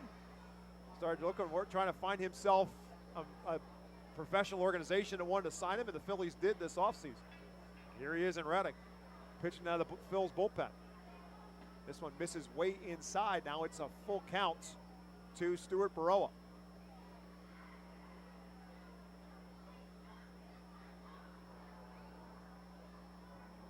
Clark takes his lead off of first. And it's over for a call. Strike 3, and Baroa knew it. Baroa looked at it, knew it was a strike, and just started heading to the dugout. That's out number 1. 12th strikeout recorded by Coons on the season, as Jimenez comes to the plate, looking to continue his perfect day. Swings at the first pitch and fouls it out of play. On base all 5 times today. 2 walks, 2 hits, also safe on an error. He scored 4 of the Fisher Cats' 11 runs.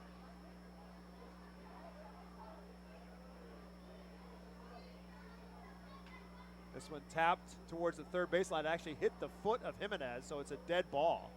It was in fair territory. Matthew Kroon at third base fielded it, but the home plate umpire Ethan Gorak had called time immediately as it hit off the foot of Jimenez, so they'll give him a moment in the batter's box. Actually may have hit he's got like so many batters do, a guard on that left ankle, and it may have hit that guard. Checks his swing here, they appeal, and they say no, he did not go around, so the count now 1-2 to Jimenez. 1 on, 1 out, top of the 9th.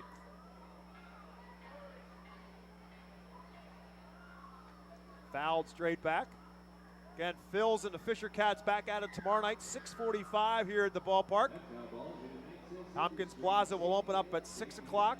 We'll be live for our Mike's Sandwich Shop pregame show from Tompkins Plaza right around 6 o'clock when the gates open up.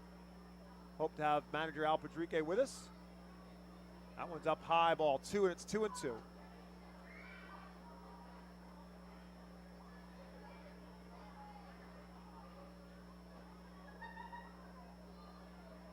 Tyler Phillips will get the start tomorrow for the Fightins, as again Jimenez fouls one off his foot, staying alive, 2-2. Tyler Phillips will be faced by a left-handed pitcher for the Fisher Cats, Jimmy Robbins. Not Jimmy Rollins, Jimmy Robbins. Although Jimmy Robbins did go to and attend Rollins College. This one slapped into center field. It's going to fall for a base hit. Rojas fields it on a hop, and Jimenez continues his perfect day on base 6 times. His 3rd hit of the game, puts 2 on now and 1 out. And Jimenez didn't do anything special with that. He did a great job of keeping himself alive, fouled off 3 pitches from Max Coons, and then just simply slapped it into center field where Rojas had no shot at it. And if Johan Rojas can't run it down in center field, nobody can. So with 2 on, that'll bring up Trevor Schwecke. He's had a pretty good day as well. 3 walks, and last time, a 2-run home run. Takes the first pitch from Coons, a fastball for a strike. 96 on the fastball from Coons. Late on that 96-mile-an-hour fastball, he's quickly ahead of Schwecke, no balls and 2 strikes. We got a chance to talk with Max Coons a couple weeks ago on our pregame show, and he was great to talk to. Really good guy, great perspective after struggling through the arm issues and the time in the independent league. Talking to him about being in spring training and seeing Mick Abel, he said, I never saw anybody so comfortably, easily throw 98. And that's what Mick Abel can do. You'll get a chance to see him pitch Friday night here at the ballpark.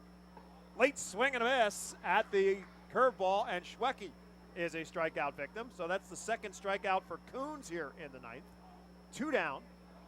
And that'll bring up Damiano Palmigiani, excuse me. He's been on base 3 times today. A couple of walks and a single. Also drove in 2 runs with that single back in the second. This one ripped into left field. Whitley will take a jog back. He'll look up and he'll say goodbye. Damiano Palmigiani with his 3rd home run of the season. This one a 3-run home run. And that makes it 14-2. Fisher Cats on top. RBI number 9, 10, and 11 for Palmigiani. And he did not get cheated on that one. So that'll clear the bases, and Will Robertson will now bat with 2 outs. First pitch to him is outside for a ball. Robertson has a couple RBIs on the day as well. Also a double and scored a run. As he swings and misses at this one, it's now 1 ball and 1 strike. 13 hits for the Fisher Cats. 11 walks surrendered by Fightin's pitchers on this day. This one tapped towards first. De La Cruz makes a nice play behind the bag. He'll get the assist from Coons for the 3rd and final out. And that will finish New Hampshire here in the 9th. But not before the Fisher Cats put 3 more runs across on the 3-run home run from Palmigiani. And we head to the bottom of the 9th. Reading trails New Hampshire 14-2.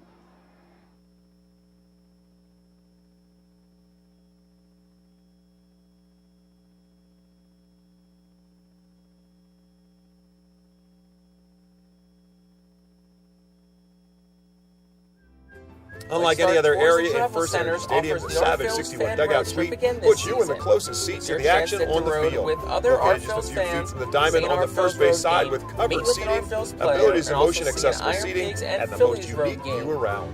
Your group will thank you over and over again for this one-of-a-kind experience. Tickets for the dugout suite start at $27 and include options to add food and drink in Altoona Thursday.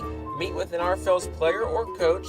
Then head to the ProMax Fit Friday Systems Val Porch is an exclusive group experience. Located in our left field corner, groups of 20 to 30 people are treated at 2.5 hours of all-you-can-eat buffet and drinks. A festive atmosphere with a bird's-eye view with a visiting bullpen. Regular season tickets are $34 for groups of 20 or more. Call us today at 610-370-BALL You can to add a reserve a delicious spot all-you-can-eat buffet for to your any group. Reading Fightin Phil's game ticket for only $21. This selection the Penn State Health St. Joseph's 67 Club is the original hospitality area at FirstEnergy Stadium. Pasta salad, baked beans, conveniently located along the 3rd base side, the 67 Club gives you a front row seat to all the action at the hot corner. Call the Fight. The area is safely protected from line drives with a large see-through net. Order online at RFL starting at $34 or visit 20 or more bank and enjoy a 2.5-hour all-you-can-eat buffet. Children 4 and under are free. Visit rfils.com or call us at 610-370-BALL to reserve your group outing today.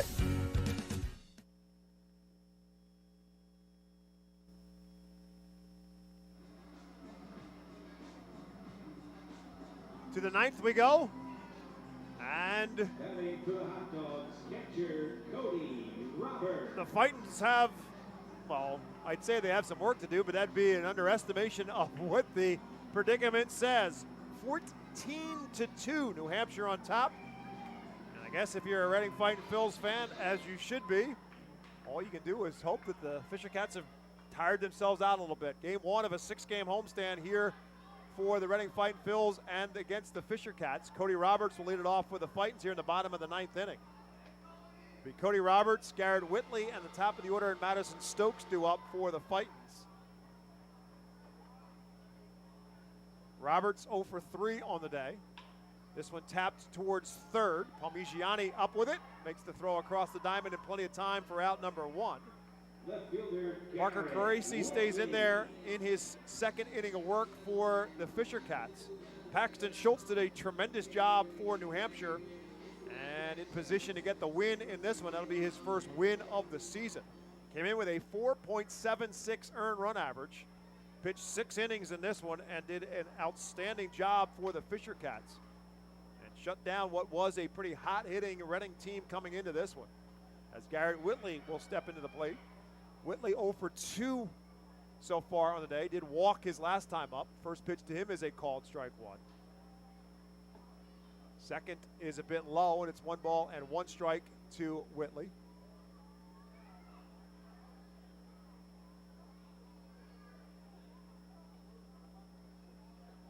This one way up high.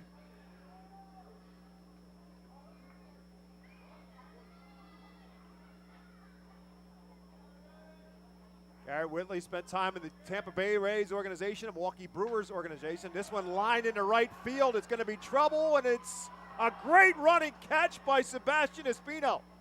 Espino may have gotten a break in the sense that the ball off the bat of Whitley, the right-hand hitter, kind of tailed back towards him.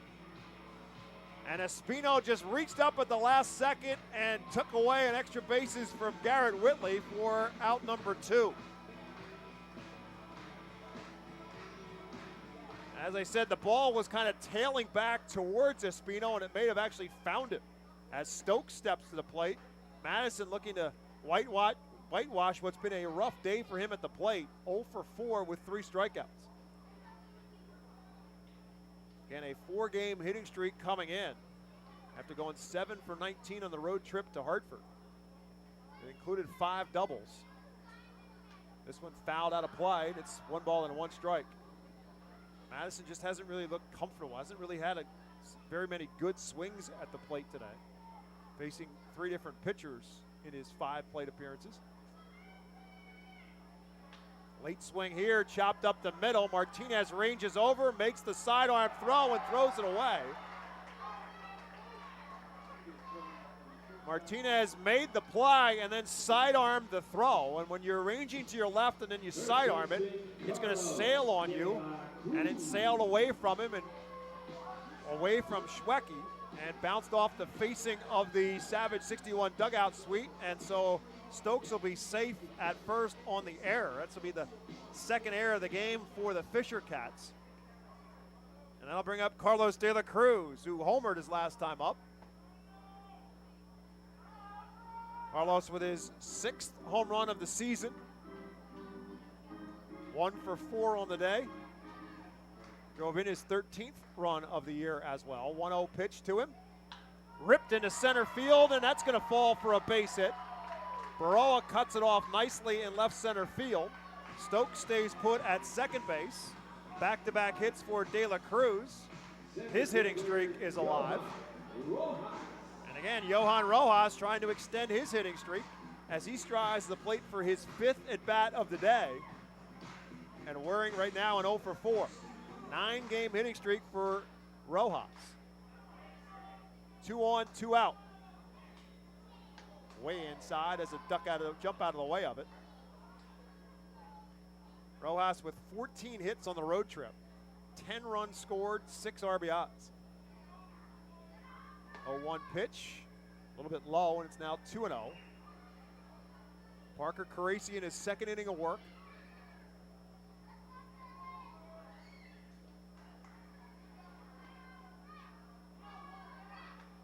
Big swing by Rojas, fouls it straight back, and it's 2-1.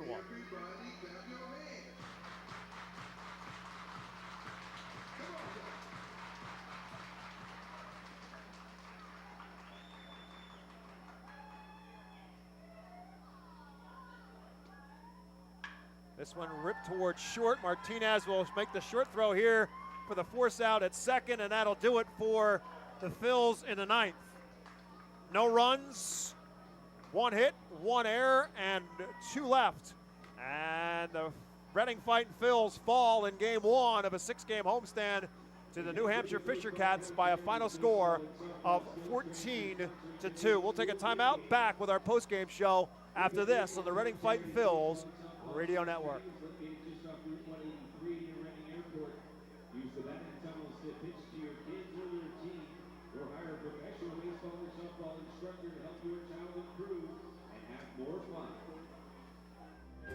White Star Tours and Travel Centers offers the Our Phils fan road trip again this season. It's your chance to hit the road with other Our Phils fans, see an Our Phils road game, meet with an Our Phils player, and also see an Iron Pigs and Phillies road game. The White Star Our Phils road trip visits Altoona, Toledo, and Cleveland from Thursday, July 20th until Sunday, July 23rd. See the Our Phils in Altoona Thursday, meet with an Our Phils player or coach, then head to Toledo Friday and Cleveland Saturday to see many former Fightins in action. The trip heads back to Reading on Sunday. Visit the customer service booth for more info on the White Star Our Phils fan road trip to Altoona, Toledo, and Cleveland. Space is very limited, so sign up today. You can add a delicious all-you-can-eat buffet to any Reading Fightin' Phils game ticket for only $21. This selection includes barbecue chicken and sandwiches, cheeseburgers, hamburgers, hot dogs, corn, pasta salad, baked beans, potato salad, chips, cookies, and so much more. Drinks feature all Pepsi products.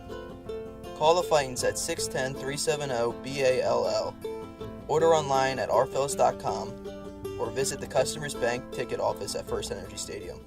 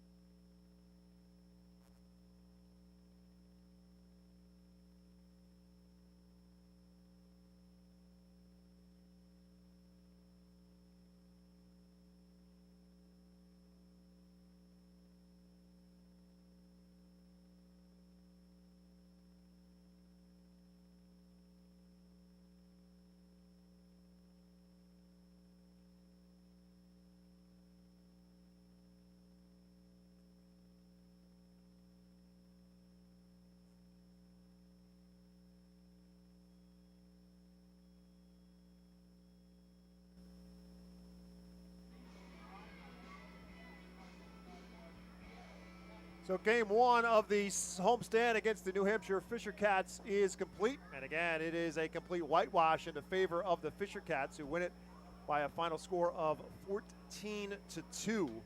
It started ugly for the Phils, and it never got a whole lot better. New Hampshire put up a run in the first, and it could have been a whole lot worse.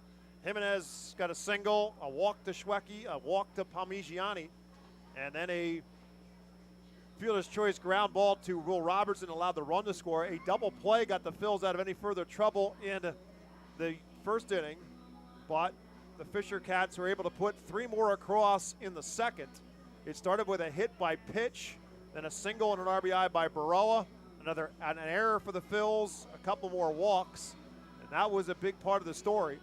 Fisher Cats continued to pile it on. They put another single run across in the fifth. That was set up by a leadoff double by Will Robertson. He eventually came around to score on a single by Dylan Rock. And then it was a four spot in the sixth inning in favor of the Fisher Cats as they batted around. 3 walks in the inning, a couple of hits mixed in, 4 runs on 3 hits in the inning for the Fisher Cats.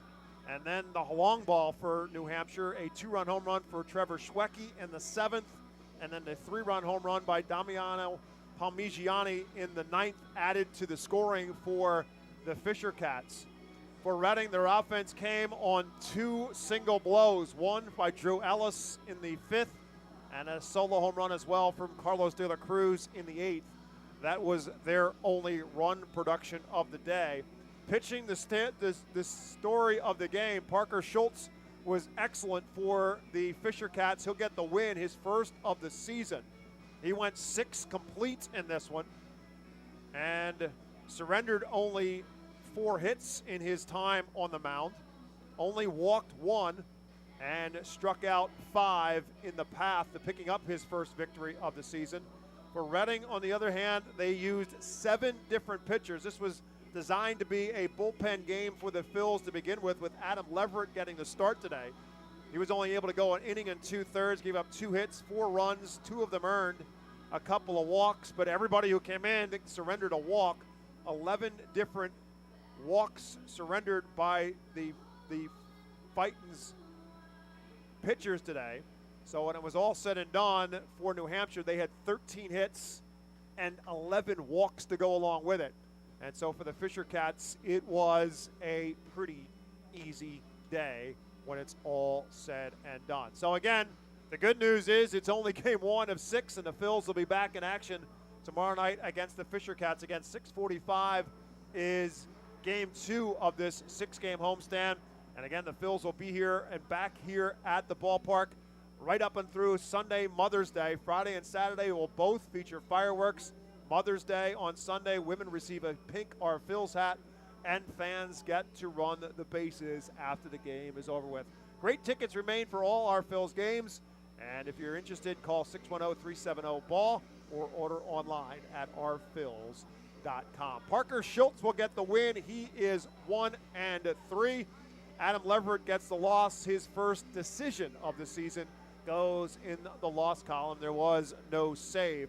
14 runs on 13 hits for the Fisher Cats. They did commit 2 errors, and they left 8 men on base. For the Fightins, just 2 runs on 6 hits. They committed 1 error, and they left 10 men on base. Time of the game, 2 hours and 55 minutes.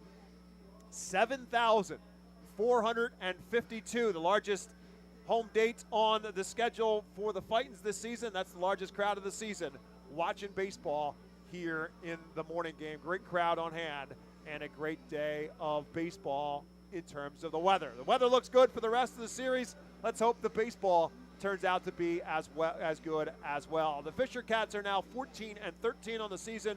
Reading falls to 10-17. That will do it for our broadcast. For my broadcast partner, Jake Starr, my name is Bob McCool. Again, don't forget, join us tomorrow night here on the Reading Fightin' Phils Radio Network. 6:45 is the start time. We'll be live from Tompkins Plaza for the Mike's Sandwich Shop pregame show right around 6 o'clock with the manager, Al Padrique, on our coverage. That'll do it for today's game. Thanks for listening, everyone. Hope you'll do so the same. Better yet, we hope to see you here at the ballpark. Have a great afternoon, everyone.